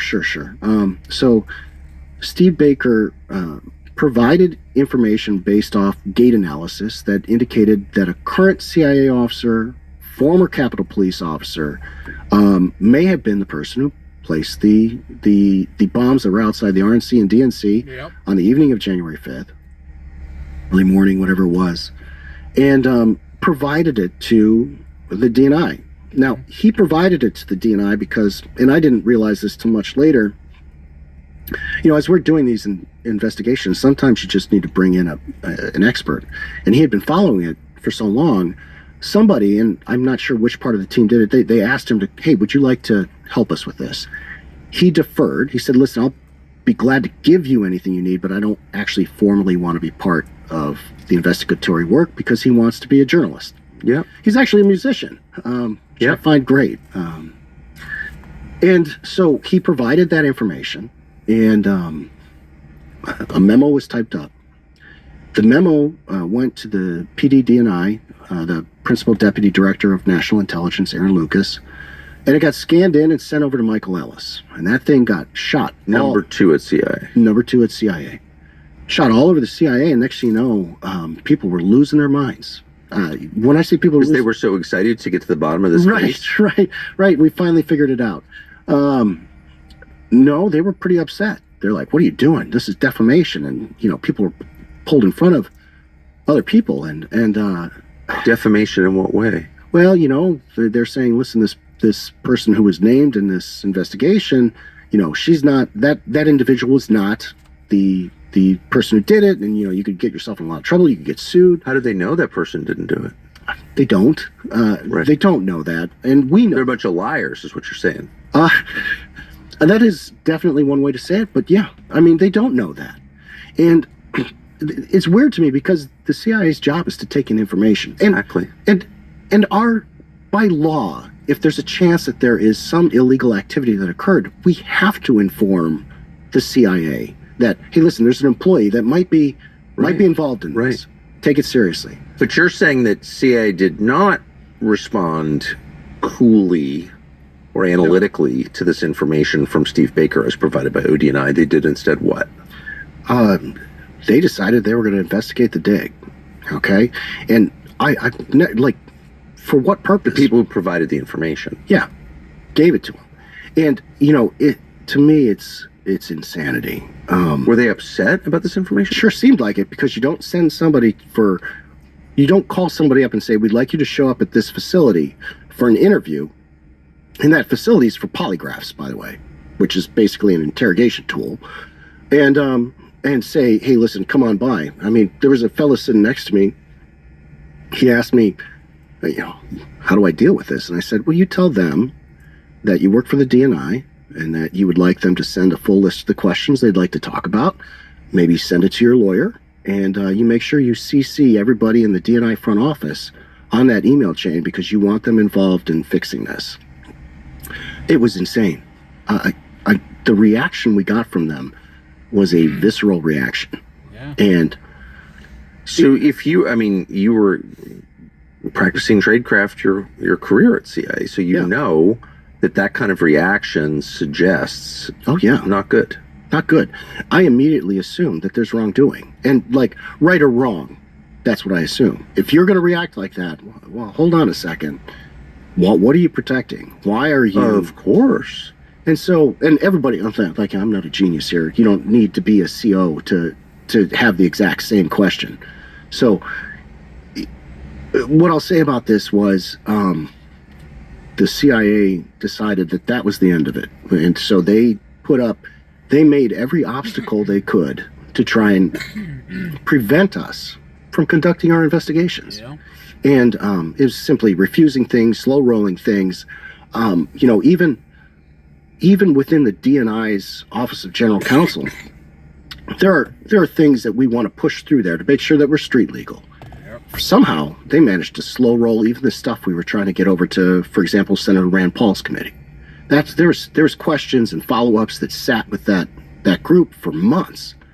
And but on the specific in the specific case of January 6th, so there are a couple things that jump out. One, that of all people in the world to be identified by a distinctive gait, apparently it's a product of a sports injury. That's Sounds like it. Baker says, but it's whoever was in the figure in the picture had a weird gait. The woman Steve Baker says he thinks is that person has a sports injury. She's a Capitol Hill police officer, but of all places to wind up working at CIA, how did she wind up? According to the court documents, she had applied for a job prior to 6 months prior to January 6th. I can't remember. Okay. But I mean, it's possible to get a job over there. It's not easy to get hired by the CIA. What does she do there? Do you know? She works in security. I don't know the specifics of her exact job. Is it possible that she provided security to the director? I don't know. It is possible, I suppose. They pull people in if they're short. So they'll pull people in to, there's a special group of people that handle security for the director, deputy director, the coup, maybe not the coup. Well, COO's changed names, but like the director and deputy director over at the COO, the chief operating officer is the now coup against Mossadegh. Oh, I'm sorry. No, just kidding. It was a little CIA joke. Yeah. You guys know coups. We know this is them. a different coup. Yeah. Okay. So, yeah, I suppose it's possible. It doesn't matter whether she did or didn't. What really matters to me was that reaction, and it's worse because the information. There was a Homeland Security investigator that was given the information and asked to pursue this. What was his name? The Osborne. And so he was found dead weeks later in his apartment, in his condo. And that's worrisome. It's worrisome because there's questions about how he died. And, you know, there's a lot of people who don't want to talk about Mr. Osborne and his death. Well, I think what they don't want. Don't they want to talk about it? They don't want to talk about There's it. no obituary, I noticed. Yeah, but there's no. It's still an open question about how he died. Okay, we don't know. Did he commit suicide? Did he? He was killed by a gunshot. He was killed by a gunshot. Okay, and it's worrisome because if he was pushing to pursue this investigation, and people don't want to talk about it because they say, well, listen, we got to let the system work the investigation. We got to let the system figure out whether or not there's something to this. My issue with that is, if there is nefarious intent, which I hope to God this is just some horrible thing that happened to this poor man, or if it's suicide, I hope his family isn't suffering, all those things. I pray for him, pray for his family. But if there was nefarious action that occurred with that, this is not something you want hidden behind a wall of secrecy, because it's not safe for anybody else who was aware of what was happening with that. It has to be talked about publicly. And I hope that Fairfax County Police, because that's where the investigation is going on, I hope they're getting to the bottom of it. I really do. Because it's just interesting that as someone who spent his adult life working for CIA, and you said you loved it, and got so much out of it, but you seem to believe by what you're saying that the CIA would at least be capable of killing this guy. Well, I don't know who did that. I'm not saying the CIA did it, but something happened. Something happened. He was killed, and you could make that. Here's a true story about a grocery store that's making healthy and sustainable living the new normal. Nick's mom. This is Nick, by the way. Could make that supposition that, well, it might be the CIA. Could be other people with interests. And I also find it fascinating that within a very short period of that Steve Baker piece coming out saying we found the woman who placed these pipe bombs, the Department of Justice, after, well, I guess 5 years of not finding a suspect, arrested some autistic black kid and charged him with the crime. It's crazy. I don't believe that for 1 minute. That the autistic black kid did this. No, I don't. Not for 1 minute. And the other issue, I don't know. Do you think the Department of Justice is capable of framing someone like that? Apparently. I don't. I can't speak to motives. I don't want to. So evil, though. If this is what happened, it's pure evil. And there's other data out there. People should go take a look at Kyle Serafin's podcast and what he was on the surveillance team surveilling Person of Interest 3. There's other data out there that seems to indicate that this is not the full story. I don't believe that kid, this is just my opinion, but I don't believe that kid is the guy that got arrested, the autistic kid that has feet that are 6 sizes too big to be the same person. It doesn't add up. But I will say, is the NAACP involved in this? All the professional defenders of black people out there who were out in force 5 years ago. I love black people. Okay, now is the time for everyone who stood up 5 years ago during the George Floyd insanity and said, I love black people. What about this black guy? This autistic black kid. Who's defending him? Anybody? Nobody. Oh, all the I love black people are absent on this? Apparently. Yeah, okay. Apparently. I mean, not surprised. It's sickening to me. It is sickening.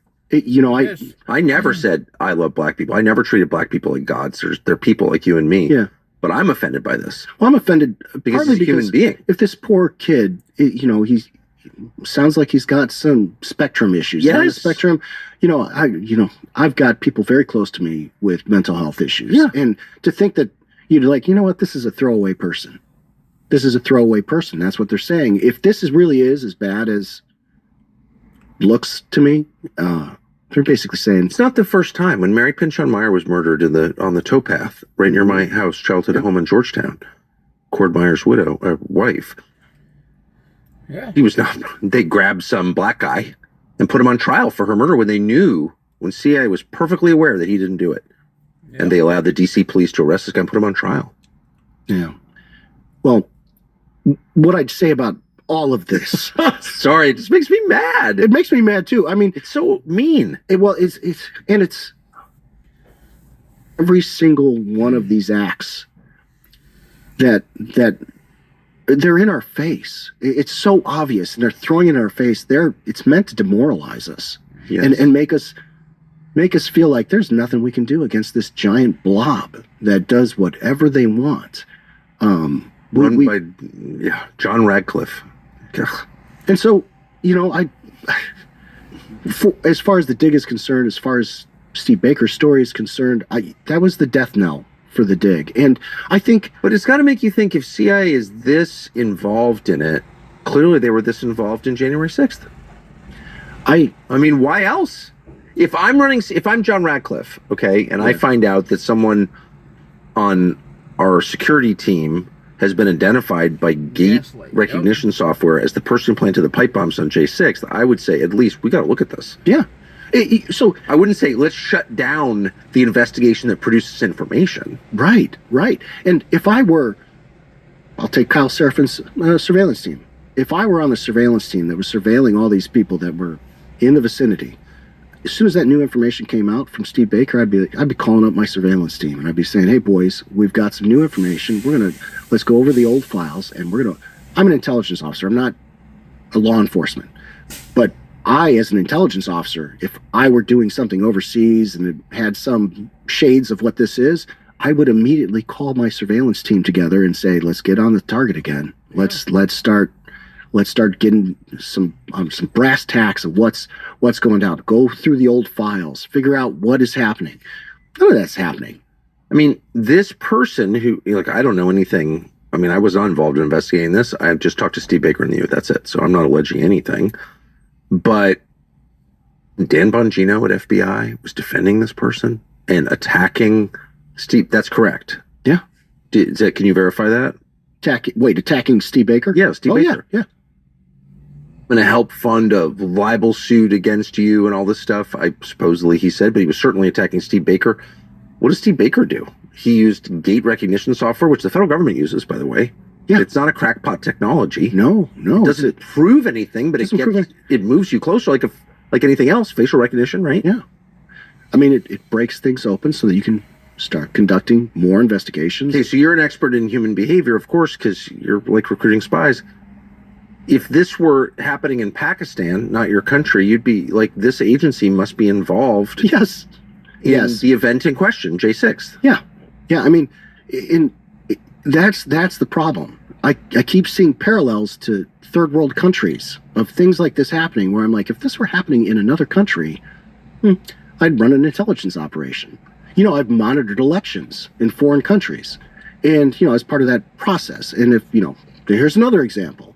If I had seen the anomalies that had occurred during our election that caused January 6th in some foreign country, State Department would be probably sending out a demarche. So and will you explain to people who don't know what does that mean? Well, it means we'd be criticizing that country for their election practices. We'd give them a formal statement saying, you have done wrong, and we think that you need to stop doing X, Y, and Z because your elections are fraudulent. That's what I'm saying. So that's another example.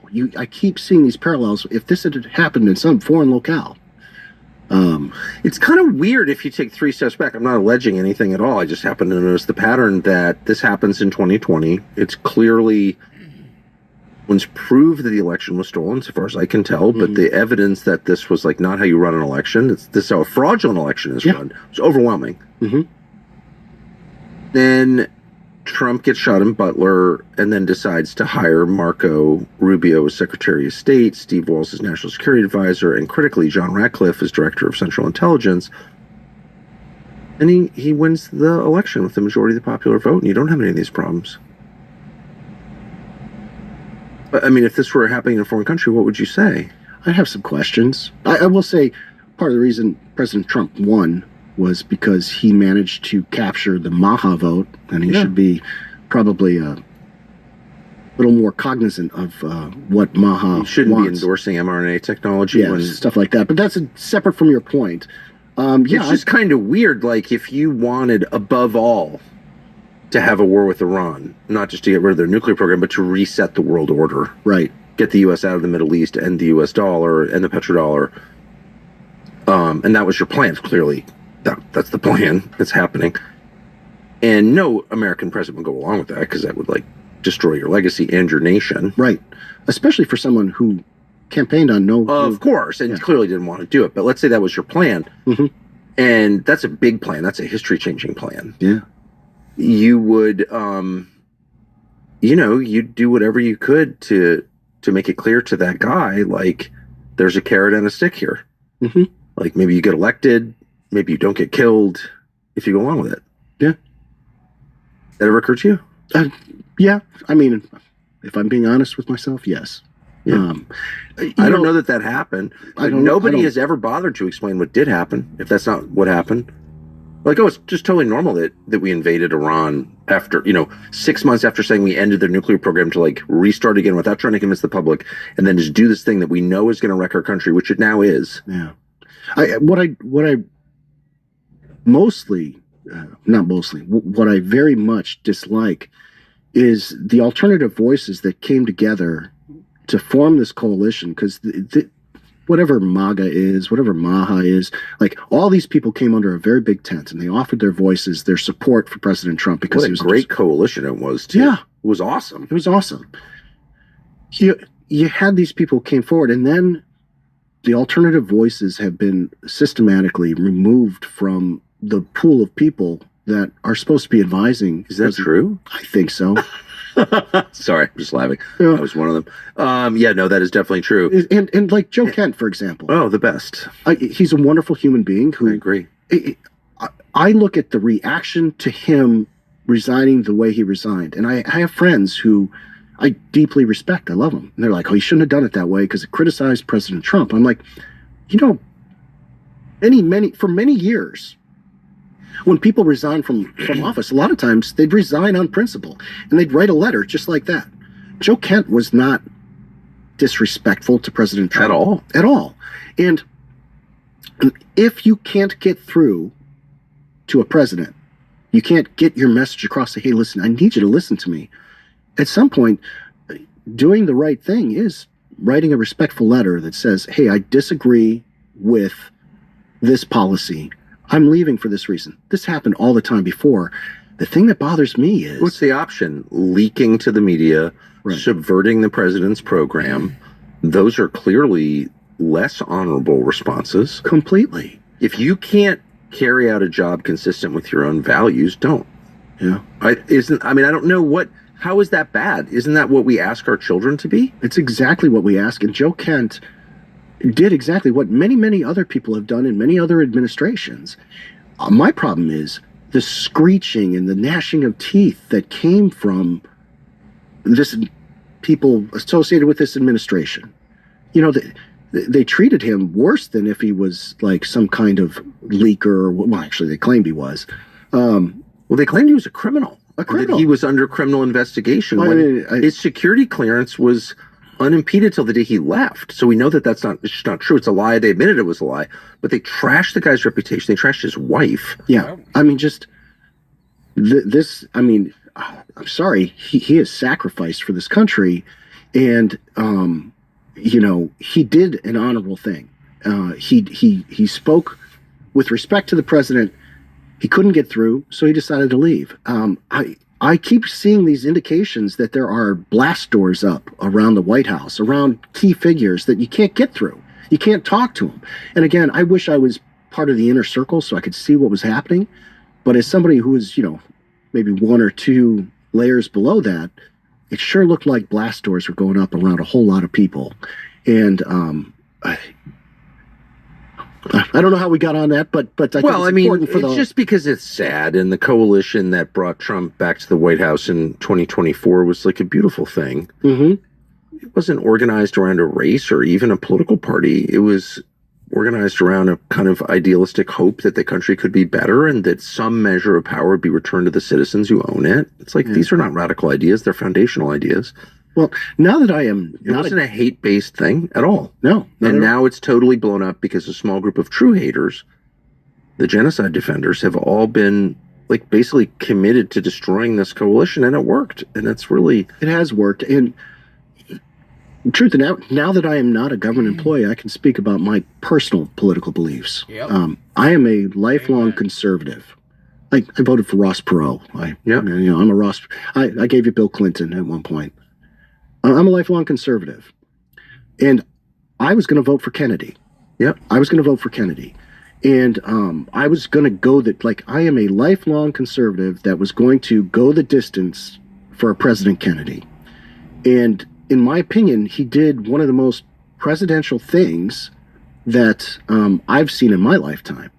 He chose the American people over power. He said, listen, I've got an opportunity. If I work with this administration, I've got an opportunity to make America healthy again. It was the most noble thing I'd ever seen. I was really pissed off that he pulled out. I really was going to go the distance. And I'd never, if someone had asked young Jim, hey, someday, are you going to vote for a Democrat? I would have been like, oh, that's crazy talk. I might vote for an occasional libertarian or Ross Perot, but probably not a Democrat. And I was going to go the distance with him. That coalition that he brought in, I don't think President Trump would be president if he had not brought that in. And so for me, if we're talking about the coalition that said no more war, make America healthy again, there. No more we're war. losing. The promises are being broken. Yes. The promises are being broken. Mocked. Yes. Mocked. Openly mocked. And I'll still go the distance with anybody who wants to protect religious rights, bodily autonomy, all those things. Somebody needs to wake up this administration and say, hey, listen, if the person who owns the Maha agenda at the polls, they're probably going to get those little bits of votes that are going to put them over the edge. It's too late. I mean, betrayal is hard to recover from. You get in an argument with your wife and you can get past it. You catch her in bed with the pool boy and you're never going to see her the same way because she betrayed you. No. On a very deep level. Yeah. Not that happened. I hope it never does, but you know what I mean? That's what this is. You caught Trump in bed with someone. It's like he cheated on you. And then to lecture you about your lack of loyalty is too much. You're disloyal. Joe Kent was disloyal. Really? Joe Kent's wife got killed in Syria because of the neocons. Yep. And rather than whine about it, he kept going and tried to serve his nation and did. And he was right, by the way, on the merits. And then he calls Trump, tries to see Trump on his way out because he likes Trump, actually. He's a respectful guy. And Trump trashes his wife and says, oh, he got remarried awful quick. Really? Because it was under your administration that his first wife was killed because you didn't have the balls to get American troops out of Syria because you're controlled by Israel. That's a fact. So then to lecture Joe Kent about getting married again after you ever saw the death of his first wife, I was like, oh, can't deal with this anymore. Yeah. There's been a lot of disappointment. I know that's the understatement of the year, but a lot of disappointment. And I have disappointment, to bring it back around to the conversation about the agency and everything else, I have disappointment with the agency. I wanted reform. I wanted real reform. I'm okay with getting rid of some of the chaff. I'm okay with making some big changes, and it never happened. Never happened. In fact, this administration is just letting it move on. Disappointment. Left government service now. I co-founded an organization. If it's okay, I'm going to talk a little bit about that because I think it's important. At some point I'm going to go into the private sector, But the thing about being a government employee, if you're in military or forward facing, you want to have a mission. You want to have something that you're like, no, I want to be part of something bigger. And that's the hardest part of leaving government service. That, and you realize that, there's a lot of people in the private sector who are incredibly impressive, and you have to compete against them. So some of these government schlubs are afraid to leave. Yeah, of course. But, I co-founded an organization that sued the federal government over vaccine mandates. We got together. We didn't know what we were doing. We built the cars. We rolled it out of the garage, but we were successful. We got a nationwide injunction that shut down the vaccine mandate for all staff federal government employees throughout the entirety of the Biden administration. Yep. Done. Succeeded. We filed 17 class action EEOs. Towards the end of my time at the dig, the last year in the dig, turns out that the CIA decided that every single person who was non-compliant with those vaccine mandates, they weren't, just insubordinate. They were spies. So they had all of them investigated by the Counterintelligence Mission Center's Counterespionage Department. Not really. Oh, really? All of them said, yep, we got to check. So I personally filed an Office of Privacy and Civil Liberties complaint. And I blind CC'd every single unvaccinated officer in the CIA. And then when nothing happened, after 40 days, I sent it up to the Intelligence Community Inspector General. I said, you need to investigate this. My problem is they're purposely waiting longer than a 45-day period, because as soon as I CC'd all these unvaccinated officers, as soon as I CC'd them, they have a 45-day window to file an EEO complaint. I know a lot about the complaint process now. Never used to. Never made a complaint until COVID. I wanted to give them the chance, if they were upset about it, to actually file those complaints. A bunch of people filed the EEO complaints. But all we really wanted was, and again, this is under Director Ratcliffe, all we wanted to do was to expunge the records. See, when you have a counter-espionage... Wait, John Ratcliffe okayed counter-espionage investigations? The investigation occurred in 2021. Right. Okay. It was discovered. So after it was discovered, we said, hey, listen, new administration, this is an easy fix. Here's what we want. Just expunge the records. Just get that off your permanent security file, because that's... You were investigated as a foreign spy because you didn't want to take the death shot? Yeah, because you didn't want to take the death shot. And that was a simple request. Hey, please, we asked. Did Ratcliffe do it? No. So now we have to sue. And so, I found pro bono legal support. Why is Ratcliffe so vested in... I have no idea. Slander against people who didn't take the vax? I have no idea. And I don't know, maybe he's incompetent too. He should have, his staff were aware. I made sure that both deputy director and the director's staff were aware that this was occurring.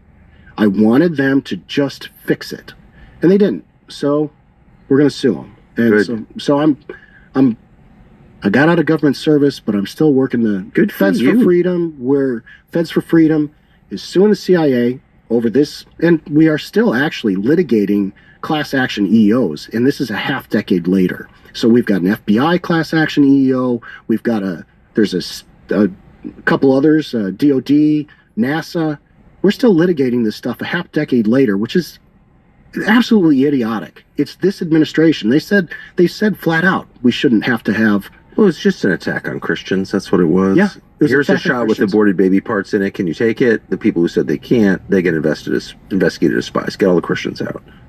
Yeah. So at some point, I'm going to go find a normal job. But for right now, I'm going to... Let me ask you one final question, or final category of questions. So back to January 6th. Sure. Based on everything you've said, without any other evidence, I would find it very likely that the CIA was involved in January 6th. Just by their reaction to it, or is aware that DOJ isn't covering for DOJ or something. The government is clearly... Based on their reaction, it's actually the worst possible conclusion. If I'm just going off reaction, I have no data. I can't prove anything. But it means that the Capitol Police, the FBI, and CIA were all in bed. Yeah. And they perpetrated a hoax of such colossal proportion. And they January 6th, you had people rotting in these jails. Oh, I know. For a very long time. If CIA was involved in that, maybe that Four Winds thing Maybe that's where we should be going. We should certainly church committee 2.0. Just shut it down at or that shut point. it down. Something. Yeah. So, but that raises the question. I mean, like the firewall always was involvement in domestic politics. Yes, we did overthrow Mossadegh. Yes, we did this, that, and the other thing abroad, but it was in the service of American foreign policy goals, and so it's okay. But what we'll never do is start tampering in our domestic politics, our democracy. Right. And yet, I know for a fact that there are CIA domestic influence operations.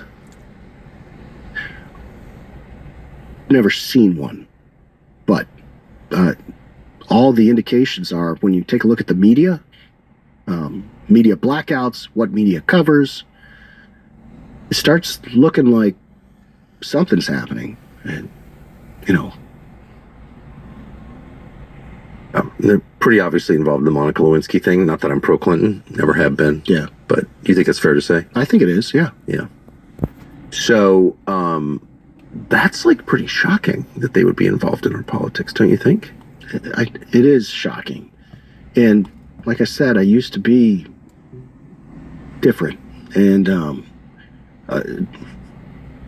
variety of things that I entertain as possibilities are much, much wider than they used to be.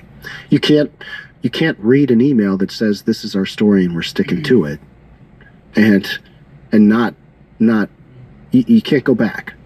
You can't go back to that. So yeah, it's disturbing. We're not getting reform, and I have a feeling we've got more pain ahead for us if we don't make some changes. I agree with that. Thanks so much for taking all this time, Jim, to talk to us. My pleasure. Congrats. You've been out of CIA less than a month, and you're already doing good work as far as Thank you. Thank you. Thank you. All right.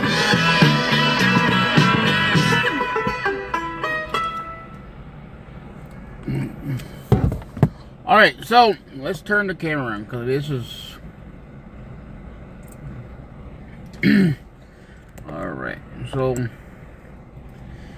thing is, I'm gonna say this to everybody: all the people out there that are claiming themselves to be MAGA supporters, Trump supporters, whatever. Guess what? I was I was a MAGA supporter. I was a Trump supporter. But you know what? I have a brain. I know how to look at both sides. And I clearly can see what's going on with our administration. We're being effed over. Bottom line, we're being used here. We're being lied to. Our own government lied to us for a long time. Right there, that gentleman just basically, a former CIA, just basically said the same type of thing. Okay? We have been played here. The question that I see in there with VMAC, that's a very good question. Who is funding the CIA? Who is? That is a very good question. So, too, Jericho, out there. Jericho, everybody out there, because I know Jericho's a big Trump supporter. He only wants to hear one side. I'm calling you out there, Jericho. You need to learn how to open your head up, open your mind up, man, and see what's really going on. Because I'm seeing it. What do I think? I mean, clearly I see. I think the whole thing is that the 9/11. Now the question is, who's funding the CIA? Is that what you're asking? The question was, who's funding? That's a very good question. I mean, that I don't have an answer. I would like to know. Is that what you're trying to ask me? Who was funding the CIA? I don't know. I truly don't know. I mean, that's a question I don't know. I gotta look into more. But I think that Jericho needs to wake up. Jericho needs to wake up. You know, I know that you're a big Trump supporter. I'm a big Trump supporter too. But you know what? In 2016, Trump did an awesome job. He did. But I believe, it's not what I believe. It's a fact. Things have changed. Things have changed since President Trump came to office. What's going on there? Is he being bought out? What is going on? Because the things that are going on now is there has been a lot of promises he's made, and there's not a lot of things has been kept. Now, I'm saying regarding about January 6th there, yes, he cut the promise there. Yes, the January 6th has been released. Yes, the border has been closed. I'm not saying that President Trump has done nothing, but there is things that got to be done. We still got illegals here in America. We, the people, are fighting the fucking illegals here. Why is that our tax dollars are going to these illegals? That's a very good question. Why? Why is it everybody sitting here and it's okay? How is it okay? Other things, how can you guys say it's okay, like when you have Glory B disrespecting the veteran? You guys, problem is what I have here is that if it was on the other side, if they would have done the same thing, y'all would have been fucking pissed off at him. You all would have been saying exactly all the words, okay? But then, as soon as patriots do it, it's okay. That is the problem that I have here. That the whole fucking thing is corrupted. There's a lot of shit going on these days, and it's like, only one side can do something, the other side can't. No, it should be both ways. Two-way fucking street, dude. If the Democrats can do something, or the Republic, or even the Rhinos, we all gotta call them out. I'm not happy about it. About everything. Well, like I said, everything I heard, just stuff. I mean, I know that I love the stuff that I heard. I think that we need to, as American, is to wake the fuck up. That's what we need to do. I mean, yeah, I know I just raised the voice. I know I'm getting tired of this shit. It's irritating that I'm sitting here and you all sit here and behind your fucking screen boards and act like you guys don't care. You guys need to wake up. Our country right now is on the line still. We had Joe Biden for 4 years. Our country was gone. Our gas price hike, food price hike. We all voted. We voted for President Trump in office so we can make America great again. It is not great again. It's worse again. There's a difference. Not great. We all prayed for President Trump to be in office to make America great again, to make things more affordable. And guess what? Gas prices are not affordable. This is outrageous. We got freaking veterans. We got homeless people out here on the streets. And we're fucking sitting here taking our tax dollars. Our tax dollars are paying for these illegals here to sit their hind ass. And paying for these fucking fat people sitting around and do shit all day. That I don't like. I'm irritated with that kind of thing. I don't like that. I think that these fucking people out here these days, if you go out there and smoke your little fucking joint, what the fuck you're doing, you know what? You get drug tested, you shouldn't get no fucking help from no one. No one should help you. It's okay to have a little help, but you got people that are not doing shit, not even trying. That's bullshit. When I'm fucking homeless myself, I'm out here fucking trying and bust my ass off, and you got people sitting in fucking corners and hustling and making money and smoking their dope and doing their drugs. It's okay. How come that, when Joe Biden fucking son fucking, in the fucking house doing his fucking cocaine, we still today don't know anything about it. But you know what? How come? And then the thing is, President Trump, and basically the reason why everybody asked him, why did you not lock up Nancy Pelosi? His response was, because of the fact that, the basically former president's wife. Well, does it fucking matter who they are? It don't matter. They should be locked up. If they did something, they should be locked up. Bottom line. Who's talking?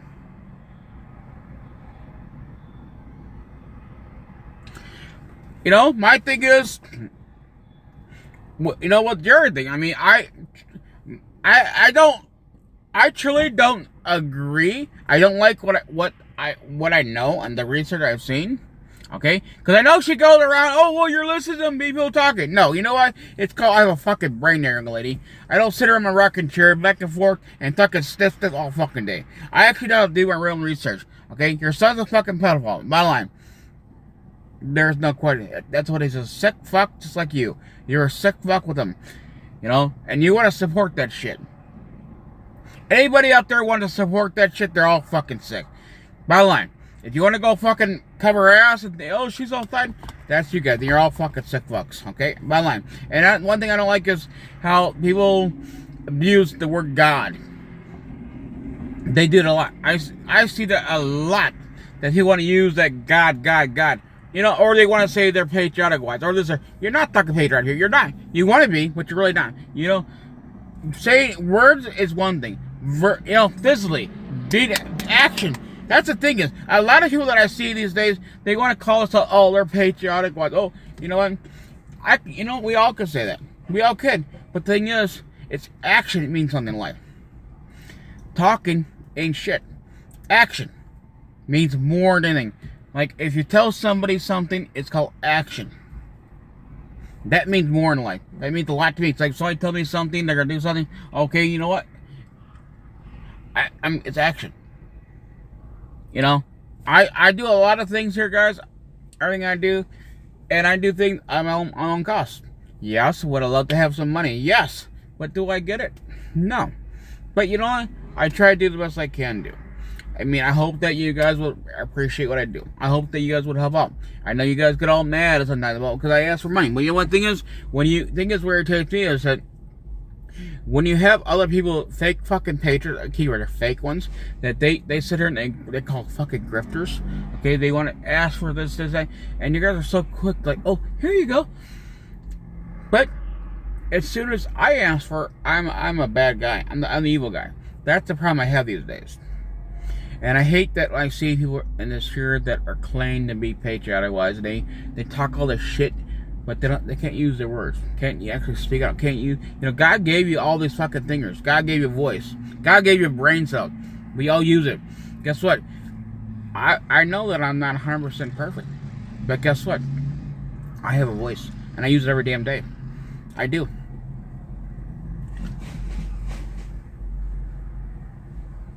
Yes, you know, we're 100%. You're funny. You know how that works? People have to donate. Because we, the people, have to help out. But no one wants to help out. And no, I'm not going to use YouTube, okay? But the thing is, this video here, it's showing you guys our own administration is fucking using us, and basically, we've been fucking lied to. Our government has been lying to us. Wake up, Jericho!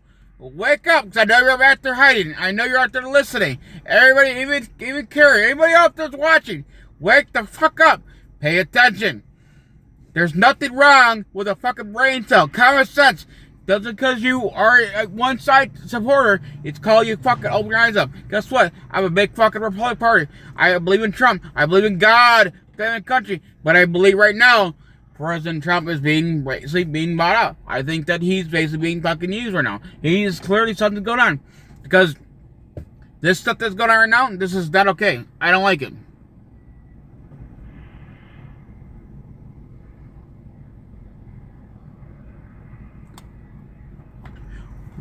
What? Why? Why? Because VMAC wants to talk and tell the truth there? Because the person has common sense?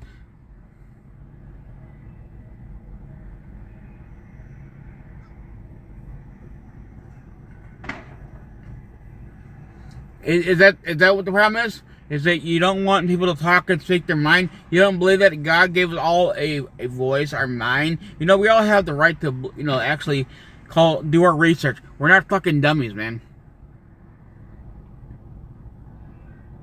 I'm not rich, you know? I'm not rich. Nobody's fucking rich here, okay? You know what? We are not, no one's too rich, okay? The problem is that we have to understand we need to learn to accept everybody here, and that's what I've been doing. I have accepted you guys for a long time, and knowing you guys are on the other side, guess what? We all have a voice. We all do. God gives all the voice. But we all need common sense. We all need to wake up. And the thing is, you know, we're really, what we see in 2016, President Trump was awesome. He was the best choice in America. He was. He was the greatest president in the United States. To me, in 2016, he did an awesome job. Here in 2024, no. Then I say no. I'm telling you as me as a person, no.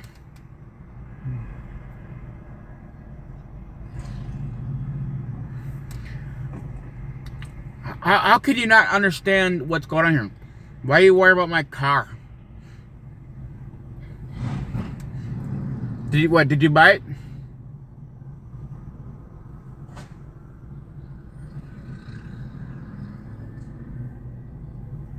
Yeah, no one is rich here, buddy. We're not rich. I'm not rich. No one is rich. Okay? I have been blessed. Okay? By the way, I have been blessed with the vehicle. Okay? I have been blessed. And I'm very thankful. But the biggest problem that I see is a lot of people, I mean, I really do. I see a lot of people use this God. The thing is, we can't be using God, man, for everything. We need to seriously live the life as a Christian person, man. as a man or woman. You don't do it. Live it every day. But asking God only when you need God, that's using God. You're using God. It's like me saying, like, say if you have somebody like a friend, okay, and you say, oh, can you help me this here? And you yell, but then other side you talk shit about the person. That's like the same thing. You're fucking using your friend. You shouldn't do that. A friend or anybody.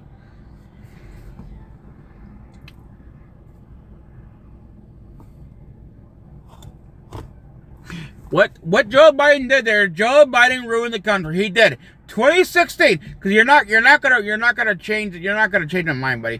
2016, President Trump did an awesome job. He did. Joe Biden fucked the country. He did. He fucked the country. Our government's been lying to us for years. It's not something that happened fucking 2 days ago. The government's been lying to us for a long time. 9/11, Building 7. Everything, the whole thing was fucking demolition. Like I've been saying, it has been demolition. Yes, the building was put up for basically for insurance, okay? That was done. That was the insurance part. So there we go, insurance fraud, okay? That'll be the thing. Other thing was, they were actually, if you go back and do the research, they painted the walls in the building. Now, okay, everybody, oh, it's paint. No, it was not paint, guys. Use your fucking brain cells. It wasn't paint. It actually was chemicals in there. So when you go paint the wall, it looked like paint. Yeah, it's paint, guys. That's what everybody thinks. Oh, it's paint. But it wasn't. It had chemicals in there. So when a plane hits it, it basically melts the metal. It's all done by fucking demolition. They had people there putting the things like the bombs in there, the fucking. But now listen, everything that's all done by demolition. The way the building was like this, guys, it all just collapsed, just fucking like domino effect, man. That was done by a professional. That was not done by a plane. It was not. Plane just didn't do it. There's no way that kind of fuel got that hot, that burned actual steel, the American steel, guys. Come on. Even the guy who built that building said the same thing. There's no way. But we're not open eyes up. Who do I think is responsible? It was a demolition job, and I still believe, in my mind, I still believe that it was basically our own government fucking did it to us. I believe it was our own governor. Our own governor basically has been using us just like they've been lying to us for years. The same thing. I believe the whole thing with the COVID thing. We know it came from China. We all knew it did, but they fucking knew about it. All they did is they brainwashed you guys. They got around and say, "Well, you got to get the shot. You got to get a shot. Oh, if you get the shot, we'll give you free fucking money." Well, guess what? The mind stage that everybody has these days. Oh, well, it's free money. Well, nothing like this free, guys. Just because when you go to a store, say buy one, you get the second one or the third one for free. But guess what? And you got, guys, you're paying for it. You are paying for everything. Just because it says free, everything costs money. Nothing like free. That's the same thing with the booster shot. It's a shot. And we're going about the shot. Well, if you get the shot, we'll give you money. Yeah. Well, guess what? They gave the money. Then guess what? You fucking died. How good is that? What is it? What are you gonna do with the money you died? You know what happens? The government fucking kills you. Now they take the money back. Now they got rid of you. The illegals are here. The illegals are still here. We are paying for the illegals here. And nothing's being done about it. That's my frustration. Nothing is being done about it. Why is it? Yeah. Nothing.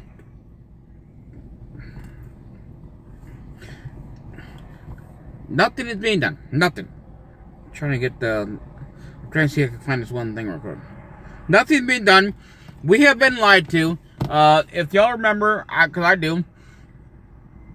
You remember when, let's see how many of you guys were actually paying attention, okay?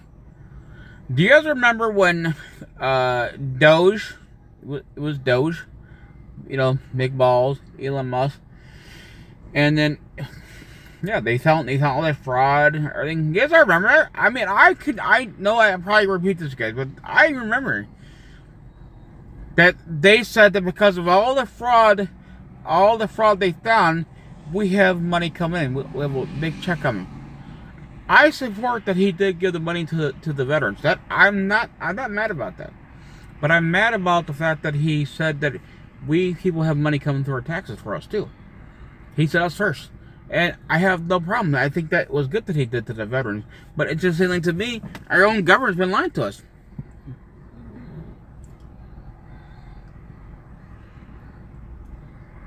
Yeah, he's always hiring the wrong person. And right now, our administration is fucking lying to us. They are lying to our government, been lying to us. We're being played here. You know why? Because there's a lot of people these days, they're too fucking dumb. They don't want to open their damn fucking eyes. Don't want to hear don't want to hear what's going on. All they want to hear is one fucking thing. And the thing is, as soon as you start talking and you speak your mind and you say what's really going on in your heart, basically how I feel from my heart about what's going on and how I feel, how I'm angry. I am angry. I think it's bullshit. The fucking gas price is as high as it is. When he said it so, he went on and campaigning. Gas prices will be cheaper because we are walking on liquid gold. If we are walking on liquid gold, why is the gas prices so fucking high? There's no reason for gas prices high. And why the fuck are we buying gas from oil from other countries? If we have gas, if we're walking on liquid gold, we should be doing it here. That's what the whole thing was. The campaign on a lot of that. We can have our own oil. Yes. Did Joe Biden do what he did? Yes, he did. He fucked the country. And then the thing is, Nancy Pelosi, the January 6th, her fucking daughter, all this was completely set up there. And no one has been arrested. That is my problem. Why is no one has been arrested yet? We're still walking around here, and no one's been arrested yet. No one's been arrested. We're still supporting illegals.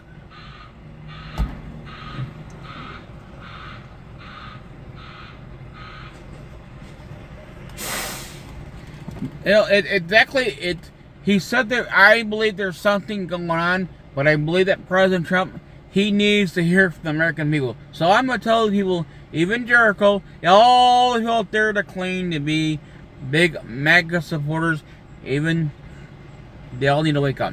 Y'all need to wake the fuck up. And just because I speak my mind doesn't mean that I betrayed MAGA, okay? I'm speaking my mind because I'm speaking what's going on, and I don't like it. And when I see that's going on, that's not basically bullshit, I'm going to tell you guys.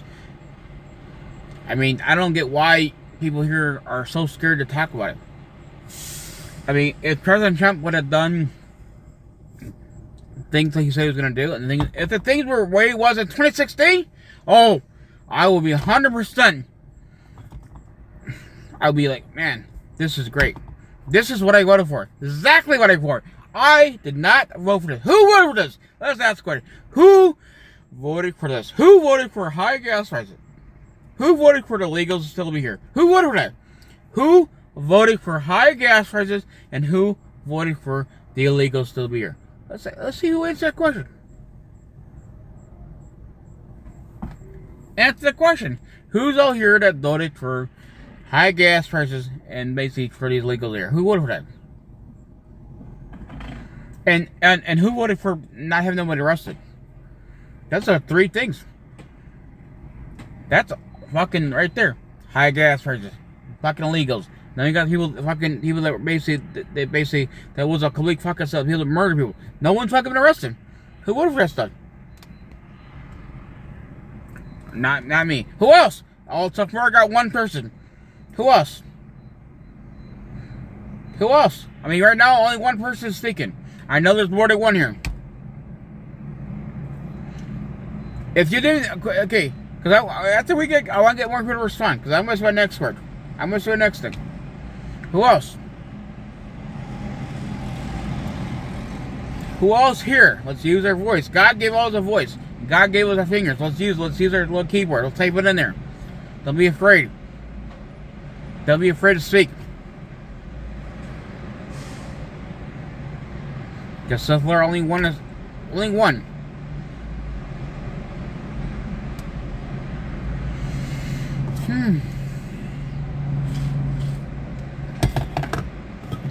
Because I got more questions. I got a lot more I can ask. Okay, I got another one.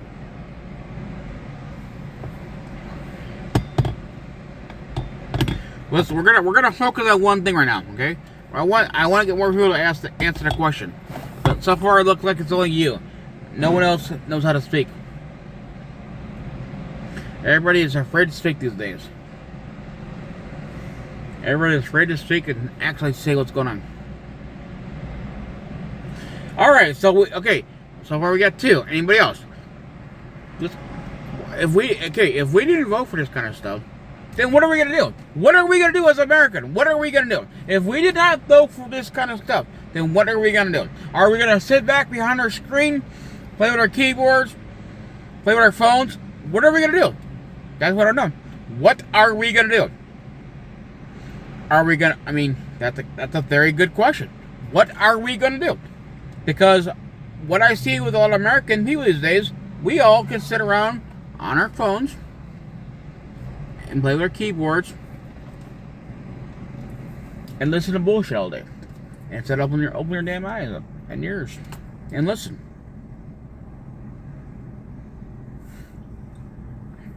You know? I mean, what are we gonna do? What are we gonna? We the people, what are we gonna do? Because we're American. We all bleed exactly red. Just like I told you before, we all do exactly bleed red.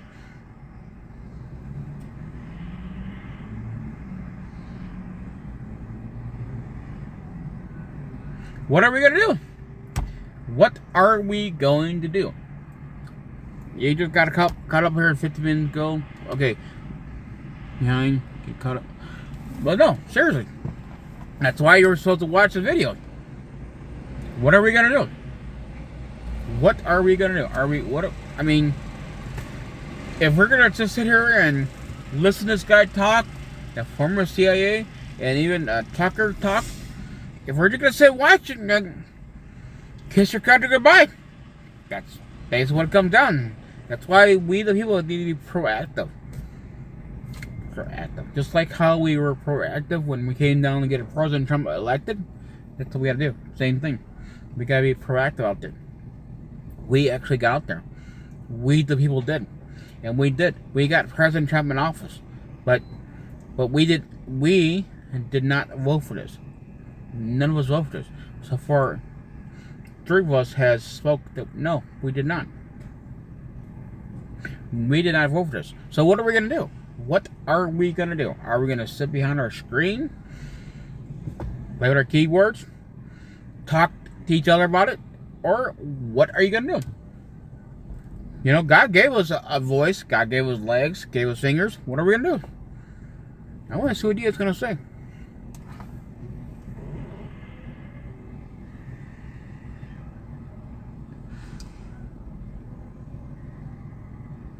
Yeah, cover things up, yeah.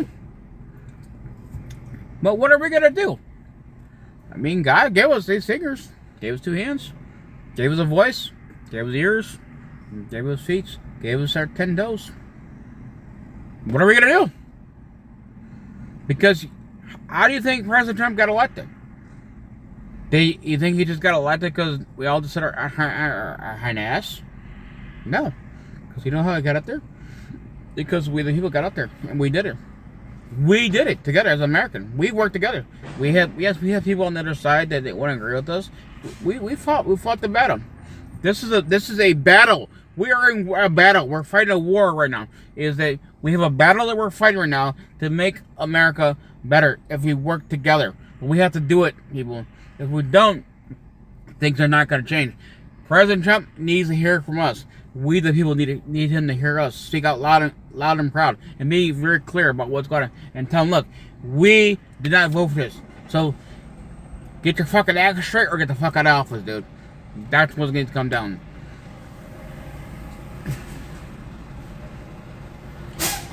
All right, so we got VMAX about keep talking about it, waking up people, more people. Yeah, but what else? I mean, talking about it is one thing. What about the action? All I hear is this here. You know what happens a lot of times with American people? I know a lot of people don't really believe it, but it's a fact. When you talk about it, it goes sometimes in one ear and the other ear. A lot of people don't want to always hear things. Action means a lot more in life. Because a lot of people can talk, say certain things in life, but action is one thing. Yes, some people are waking up. You're right, but some are. But some people that are not waking up are the ones who usually just go from one ear to the other. Don't give a shit. Just like, for example, Jericho. Okay, where is Jericho's number one? Jericho doesn't want to hear the truth. Jericho only wants to hear one thing. So Jericho will put a block on it and only hear one side. That is a fact. What do I suggest? I just said it very clear. Not just here, action. Get your hind ass out there and go out there and do it. Very simple. Be proactive. The key word is being proactive, guys. What is the definition of being proactive? Let's see if you guys know. Because I think some people might know. Think everything's proactive, just sit on your ass and play with your damn phone. That's not being proactive. You actually got to get out there. Actually get out there. And you know, God gave you all of us a voice. God gives everything. Our fingers, our toes. We gotta get out there. God did it. I mean, talking, yeah, but you gotta get out there. Because talking don't always work. Because you know what? I've learned that many times. I mean, I'm not fucking young, man. Youngsters, you will learn. Youngsters, usually same thing. Fucking youngsters these days, you talk to them, you try, even like parents tell you, hey, do this here. They'll just turn around, yeah, mom, yeah, dad. Because you know what? The attitude these people have, they don't give a shit. They don't. That's the same thing right now with a lot of people that are even adults. A lot of people don't give a shit. They'll just fucking tell you what you want to hear just to shut you up. That's how it is these days. That's why it's very important to be proactive out there. Just like, I mean, even when I was doing the flag waving, trying to get President Trump, doing the whole thing getting President Trump in office, I told them. I actually spared a lot of people that, you know, some people just give you the whole fuck you. You know, they don't say it, but it's the way, their body language, man. You gotta learn how to read body language, people. You know, see, a lot of you guys don't do that. So you guys, all you guys do is sit there and fucking listen sometimes. Some guys don't, but it's body language. You can tell by somebody's body language, man, if they're fucking full of shit. They're liars. And clearly, I'm telling you right now, the thing is, what I'm hearing from Jericho, and me knowing Jericho for a long time, clearly right now, he's not willing to change. He's not going to change. Because right now, he has his mind fucking set. And when there's somebody, like, say when you have a kid, man, a kid's mind gets set on one thing. They only want to learn one thing. That's the same thing with the other side. They don't want to learn. They don't want to learn because that's all they heard is from the government. Say, this is what's going on, this is going on. So when we're speaking to people, just like I was doing before, you guys didn't want to listen. Because your governor has told you, and the people have told you, your surrounding people have told you what's going on, and that's why you guys didn't change. So I'm telling you guys, see, I have an open mind. I did. I'm not saying I didn't. I did vote for President Trump. I did. I was proud when I did it. But am I proud about it today? No. I'm not proud that I have an office around because I'm not happy with what's going on because I didn't vote for this. I did not. But what's going on here? Who's talking? The January 6th there, the thing is, that's what irritates me is that that's a lot. There's the gas prices, the January 6th there, because of all of my time, my effort, the money that I have invested to do all this stuff, I feel like, personally, that I have wasted a lot of my time. Because I don't feel like nothing's being done. The only thing I gotta say, I can't say nothing's been done, because I would say President Trump did keep his word. He did, I give him that, he did keep his word. He did make sure that the January 6th were going to be released. That I give him. He did do that. The problem I have right now is the issue is that, you know, we're supposed to be doing the mass deportation. My thing is, we have not heard about it. We're fucking being, I don't know, we just went silent. I don't hear nothing about it no more. No one's being deported. We heard nothing about it. We still fucking have illegals there. We're fucking supporting them.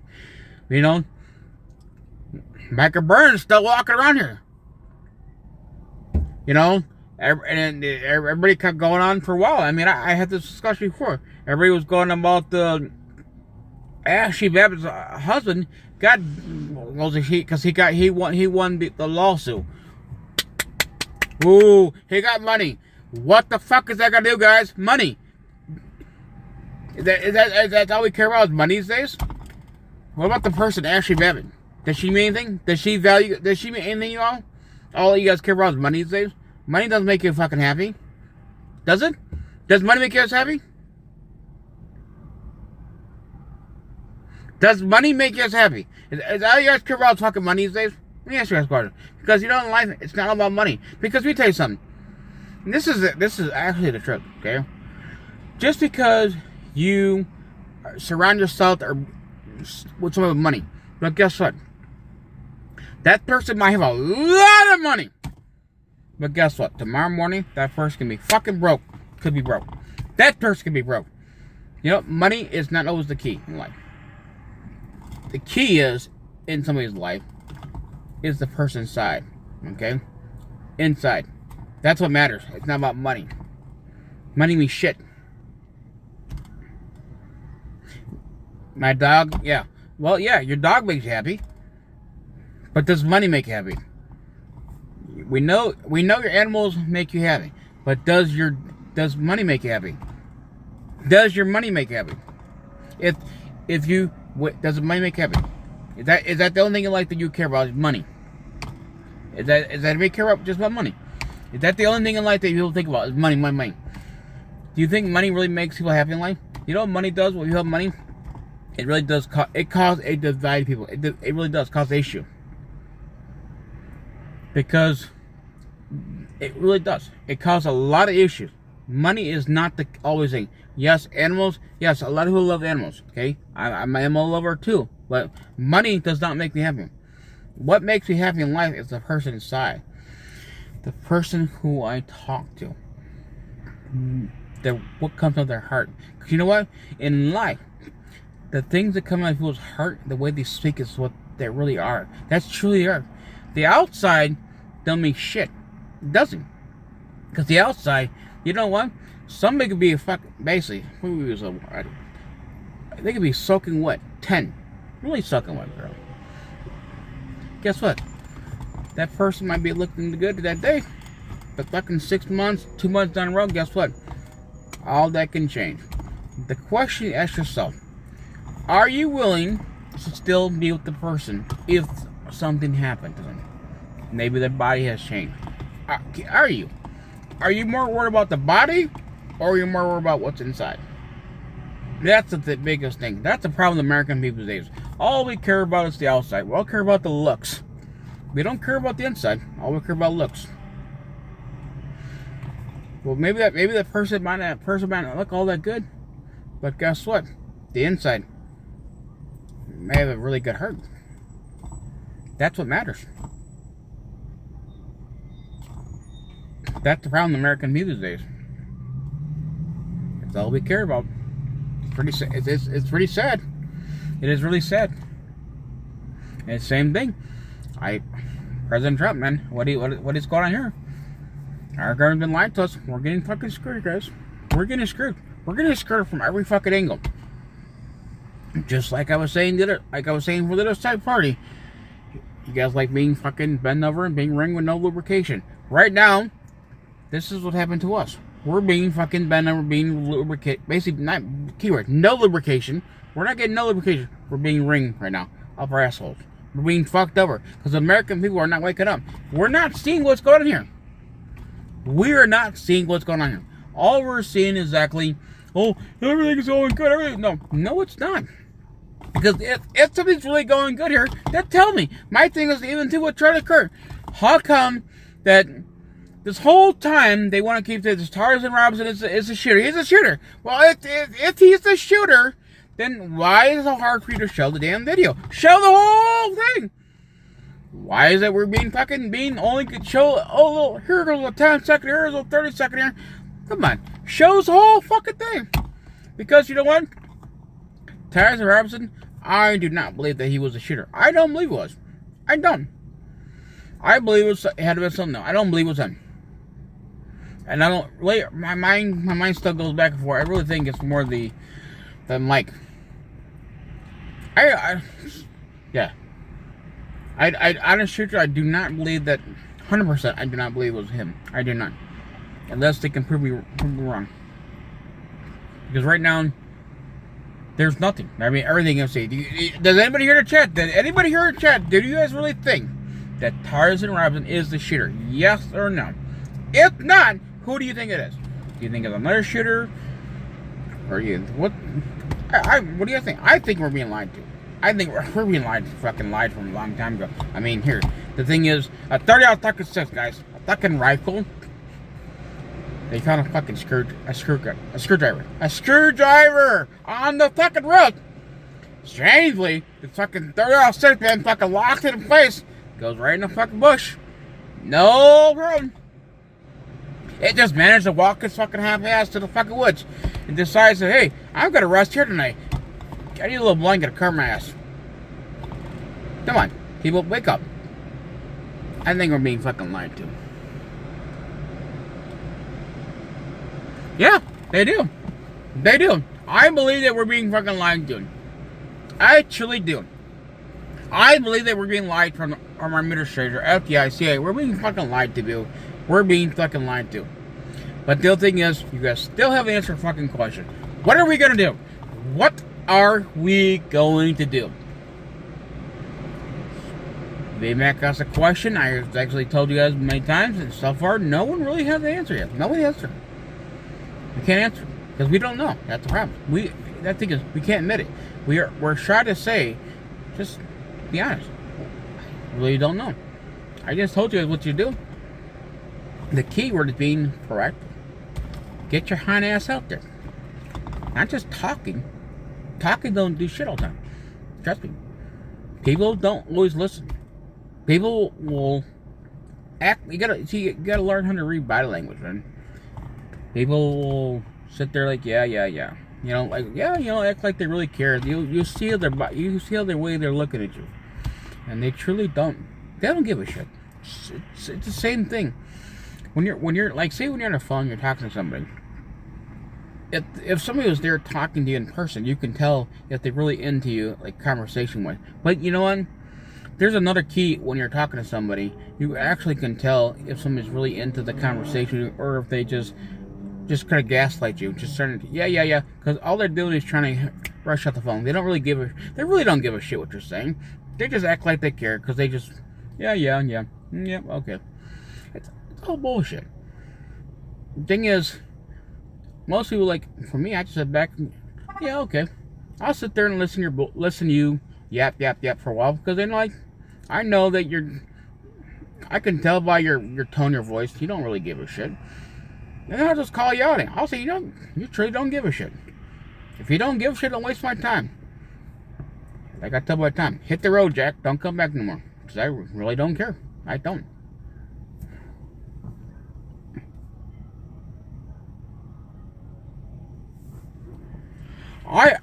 It's not just me. See, when you put down you, it's not just you. It's called we. We gotta make sure we word it proper. It's called we the people. It's not just you. We the people have to do it. That's how you gotta word it. So when you say you, we're not really saying it correctly. It's we the people. It's not just you. Not I. It's we the people. There's a difference. We the people need to do it together as a nation. Because we're one nation under God. Are we not? VMAC. Anybody in the chat there? Are we not? One nation under God. Are we? I believe we are. Because we are. 100%. We're one nation under God. It's not just we. Or me. Or you. All.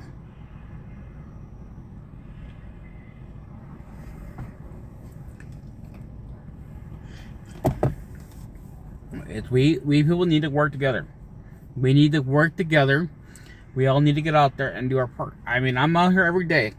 I talk to people all the time. I see what's going on here, and I'm not happy with it. I am not happy with what's going on with our administration. I did not vote for this here. And President Trump, he's hiring the wrong people. He is. He's hiring the wrong people. The wrong people coming into your team. We need to seriously wake the fuck up. We need to. We're being lied to. Too. I don't know if you guys all follow, I'm trying to think of that channel name. I'm trying to second brain now. Diamond the Silk Show. How many of you guys all follow Diamond the Silk Show? How many of y'all here in this channel have or today still follow Diamond Silk Show? Please answer the question, please, guys. Ladies and gentlemen, please answer. How many of y'all actually watch Diamond Silk Show today or before?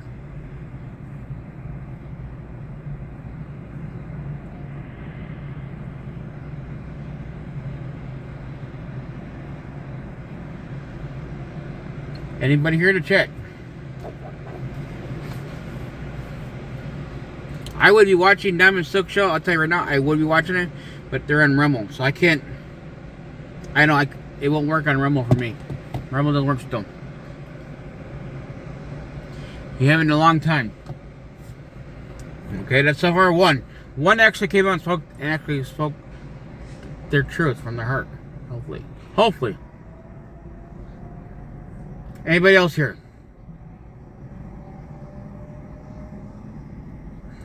Okay, I know there's more here in the shed here. Let's see, we got a total of 9 here. There's 9 of y'all here, and only one person can talk. One person in the whole chat. That means they're basically, well, technically, because this person's a mod. So the person's a mod. There's still 9 here. There's 9 of y'all here, and no one else is talking. Hopefully.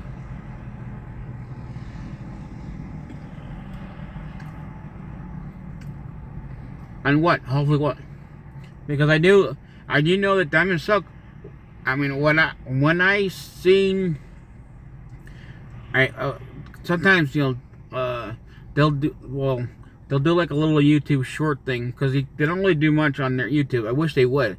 They only do it on Rumble because Rumble is a free speech platform, but Rumble does not work. But when I went over and I went on YouTube and I bumped into it, and it sounded like, I mean, if you know anything about Diamond Silk Show, now you know one of the sisters died. She just died. And out of nowhere, they just start talking. It's the same thing. We have a president in office, we got the House, we got the Senate, we got all these things here, and nothing's being done. And this is coming from Diamond Silk Show. If anybody here knows anything about Diamond Silk Show, please let me know. Does anybody here know anything about the Diamond Silk Show? Does anybody here know anything about the Diamond Silk Show?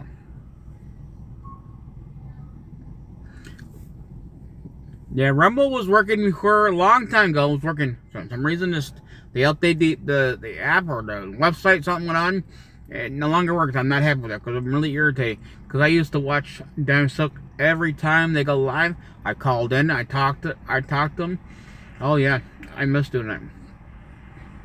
Because I think it's really, I really do like what they talk about. I really do. I like, they are very big Trump supporters. They are, but that they came out and they're saying exactly the same thing that we're all saying. So I'm saying there are some people are waking up, but not all. Keyword, not all. Everybody needs to wake up. All needs to wake up, not just some. We all need to wake up. That's including you too, Jericho. I'm gonna keep saying Jericho, but you know what? Because I know that he's clearly is not willing to open his eyes up. He's not willing to open his mind up. He's only wants to hear one thing. He wants to hear only thing about President Trump. He's doing good. Guess what? Wake up. And I know that he will say, oh, people are being arrested. No one's being, you can say what you want, but there's nothing there to prove it, buddy. Because you know what? There's nothing being done. Fucking Michael Byrne, all these things happen. People being walking around there like it's nothing. Fucking illegals here. Come on. Why are we paying for illegals there, Jericho? That's my question. Why are we still paying for illegals? That is a very good question for Jericho. Why are we still paying for illegals? Why is our tax dollars going to illegals? Can anybody answer that question? Can anybody here answer that question? Why are we paying for the illegals still? No, he's not a mod. He's not a mod here. Jericho's not a mod. Jericho is not a mod. Jericho has left my channel because Jericho does not want to be here anymore because he thinks that because of the fact that I speak my mind, about what's going on, I'm down. Put my dirty laundry under. And the fact that, I'm putting my dirty laundry under, he don't want to be here. And in fact that I called out Glory B, what she did. She was disrespectful to a veteran. So Jericho doesn't want to be here no more. So Jericho's no longer mod here. Because Jericho decided that he wants to leave me because I spoke my mind. And he wants to claim himself to be a Christian man. Well, I'm a Christian man, and guess what? And when I see something, I call her out. And what she did was she wouldn't claim herself to be a Christian woman. She did what she did was wrong. But solely I'm wrong. I'm wrong for speaking my mind. I'm wrong for doing that. I'm wrong for putting things out there. That's why Jericho has left. Jericho left because of that. Because Jericho didn't like the fact that I called out Glory B. And that's how it all started. If Jericho would have had, hey, came out there and started talking, yeah, you know what, she was totally wrong. But no, he fucking wants to fucking support that shit. My thing is, what I see is that a lot of people like to say things to one person, like behind the screen, like it probably was, but then they do the opposite. They want to kiss people's ass. And that shouldn't be like that. Just like Carrie, same thing. Carrie says one fucking thing, and then of course he wants to come kiss your family's ass. And same thing with Jericho. Everybody wants to come here and fucking talk shit, then come here and kiss somebody's ass. It's bullshit. I've called Diamond Silk Show when the Rumble was working. When Rumble was working, when I was on Rumble before, I used to call all the time. All the time. Every time they had when you hit the open phone line, I would call in. I have called in. I was always a big fan of Diamond Silk Show, and I still would. I sure if it was working, I still probably would watch it.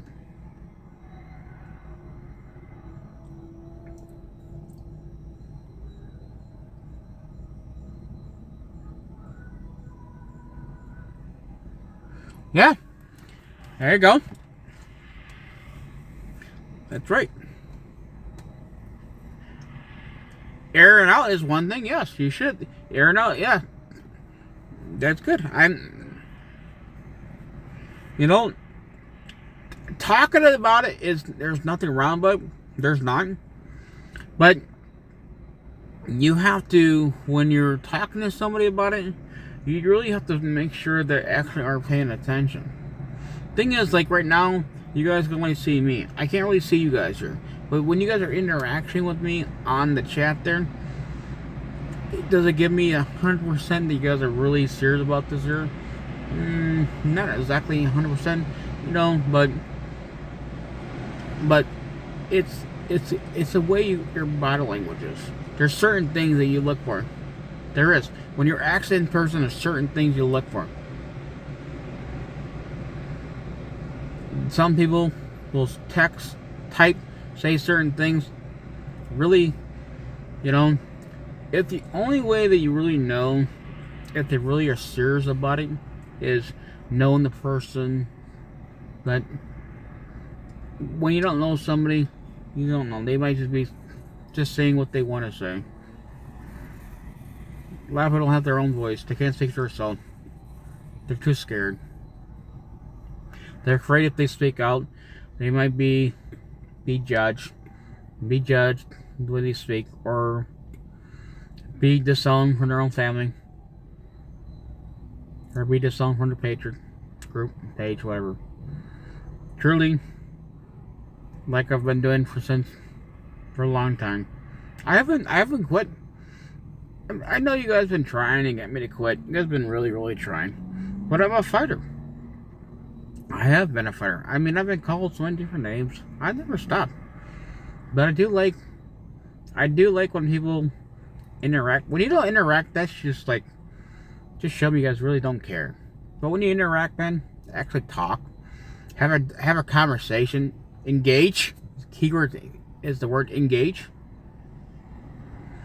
When you engage with something in life, if just say, by you engaging in a conversation with somebody, at least you're showing the other person some more respect, and you're actually showing you really really are using your brain that God given you. You're actually really thinking. You're not, when you don't engage, you're like, okay, well, that person don't give a shit. That's what it is. Don't give a shit. Or just like, yeah, whatever. It's very important to engage. Very important. That's why, like with me,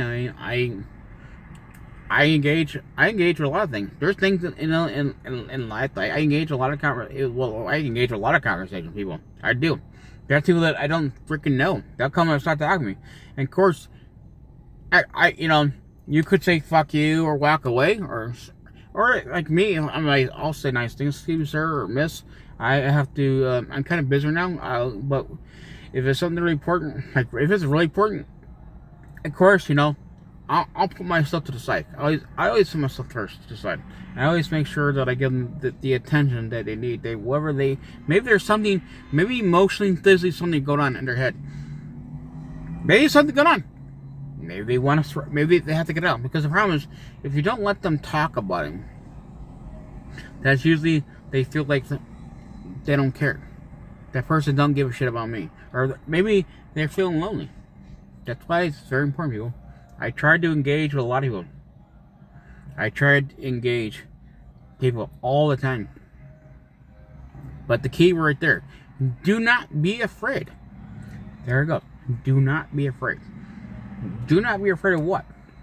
Being right. I speak out. Not be afraid to speak up. About what? What are we talking about? Because when you say not be afraid of speaking out, that's a big word. Speaking about God, there's a lot of things. You gotta see, that's a bold word. You do not be afraid to speak out. And you put it, that's what we gotta say, speaking out about the truth. That would be I would say the truth. Do not be afraid to speak out about the truth, what you see. We should not be. We people should not be afraid to do that. We should not be afraid to speak out the truth. If you see something, you say something. If you don't say nothing, then you're guilty to yourself. Bad line. And if you want to stand behind them and say, "Oh, you're so good. You did a good job." No, listen. Then you should be ashamed of yourself too. Just like with Glory Be. I'm gonna keep going back at it. With Glory Be, that was wrong. Now, if I was there, 100%, I would have said something. Would have been told you gotta leave. Yeah, I would have got told somebody would have told me to leave. But you know what? Then I would have turned around and say, well, how can you guys call yourself patriotic wise? Because I thought we all had a voice. I thought we had a voice. I thought we all had the voice to speak. But when we speak the truth about something that our own people are doing, we can't speak up. How's that there? This is not it should be a two-way street. No matter what side. It should only be one side. I mean, do you guys understand that part?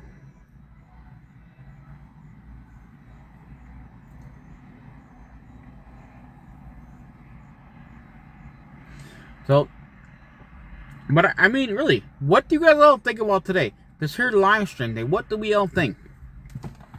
What do we all think? What's went through your mind today? All the stuff that we heard. We know our government's basically been lying to us. What do we think? What do we really think about this stuff? What are we gonna do? I mean,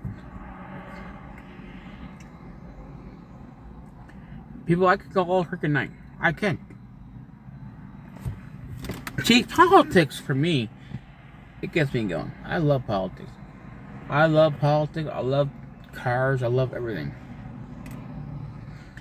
But politics, man, that shit will get me going. I go fuccan hours.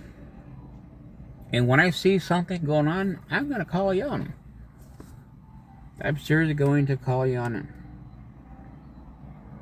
And that's what we need. We need to stop being afraid. Like what VMAC was saying. Do not be afraid to speak up. But part we forgot to put it in your wisdom about speaking up about what? Or not be afraid to speak up about the truth?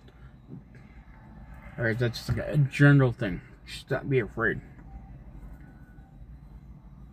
That could be a general thing. It could be. We should not be afraid to speak up. We need to seriously wake up, people. Okay. Now we're going to close out the politics stuff, okay? I'm going to say something to you guys, okay? We are going to, okay. I want to make sure you guys are all subscribed to the other channel. We're not going to mention the channel name here. You guys already know what it is. Make sure we're subscribed to the other channel, because we're going to be planning on doing some things here. There is something very, very, well, special, I can say, that's going to happen here. I don't know. I can't really say exactly what it is, but there will be something very special going on.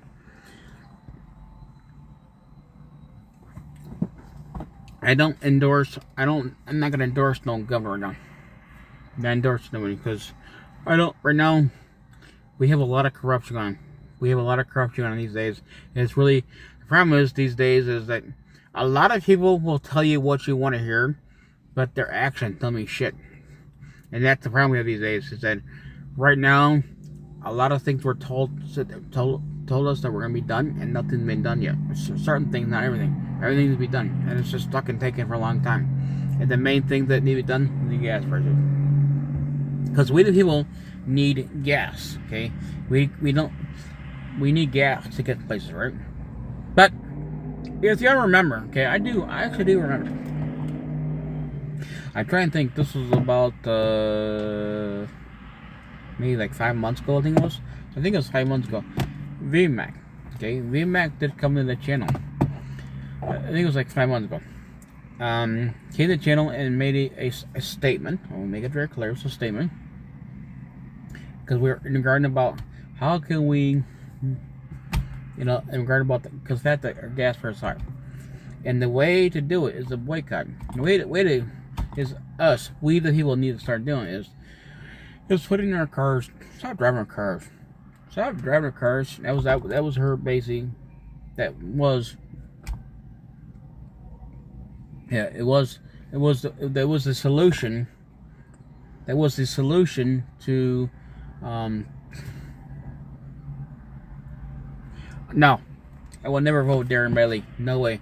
The solution was that we need to turn around and stop buying gas, and turn around and start riding motorcycles, but riding bicycles, because it's still buying. Basically, we're gonna stop buying gas to get these people to realize what's going on. Because we start doing it, because it's really bad. Because when he came in there, when he said that, I was like, man, I'm not gonna lie to you. I was like, I don't know about that yet. But as the more you sit and think about it, I think that the more that I started thinking, that person made some fucking sense. It made sense. I think that's what we need to start doing. I think that we need to get out there and start riding our bicycles. You know why? Because the key is here, because I sit and think about this stuff, is we're supposed to make America healthy again, right? So guess what? If we not only that we're gonna make ourselves healthy, but now we're gonna let them see, let them feel it, let them see for themselves. I know a lot of people go, what about the wintertime? You know what? In case y'all didn't know, when I didn't have a car, you know what I did? God gave me my 2 legs. I walked my half ass. I walked. And fucking in blizzards, snows, what the fuck it was. God gave us that. So guess what? If it snows, you can walk. Because you know what you're going to do? You're going to make yourself healthy. You'll be proud of yourself. Because not only that you make yourself healthy, guess what? You're going to achieve your goal. Because my goal is to lose weight. That's what I'm doing. My goal is to continue losing weight. I know you guys all want to go on about your... No. I'm 207. I should have. Why do I say 275? I'm 175 pounds. I know why I said 275. It was 175 pounds. I was 220. So going from 220 to 175 pounds, that's a lot of weight that I lost. I know why I said 275. 175 originally started at exactly 220. Hold on a sec. I gotta take this. Hold on.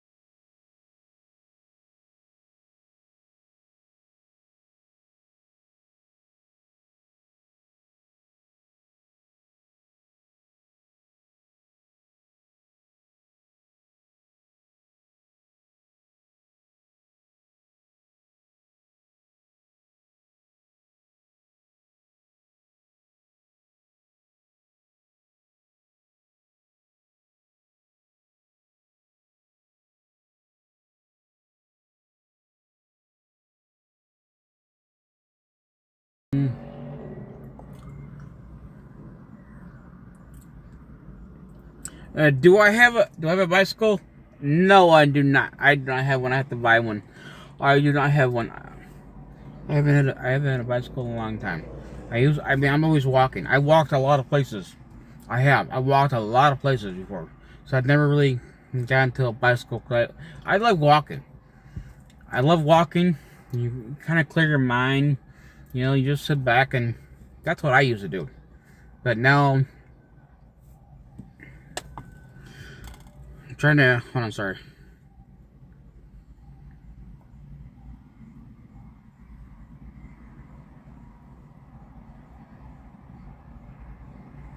No, I don't have a bicycle because I did a lot of walking. That's what I did. I love walking. To me, it felt good. It really did. It really did. Totally good. But please make sure that we are subscribed to the other channel. Make sure we are ready for it, because this weekend good things are gonna happen, you. Good things gonna happen. It's a very, very, very. It's gonna be good. It's like I said, it's gonna be very good.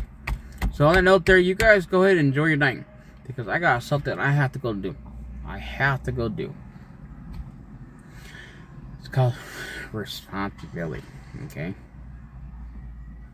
But you know what?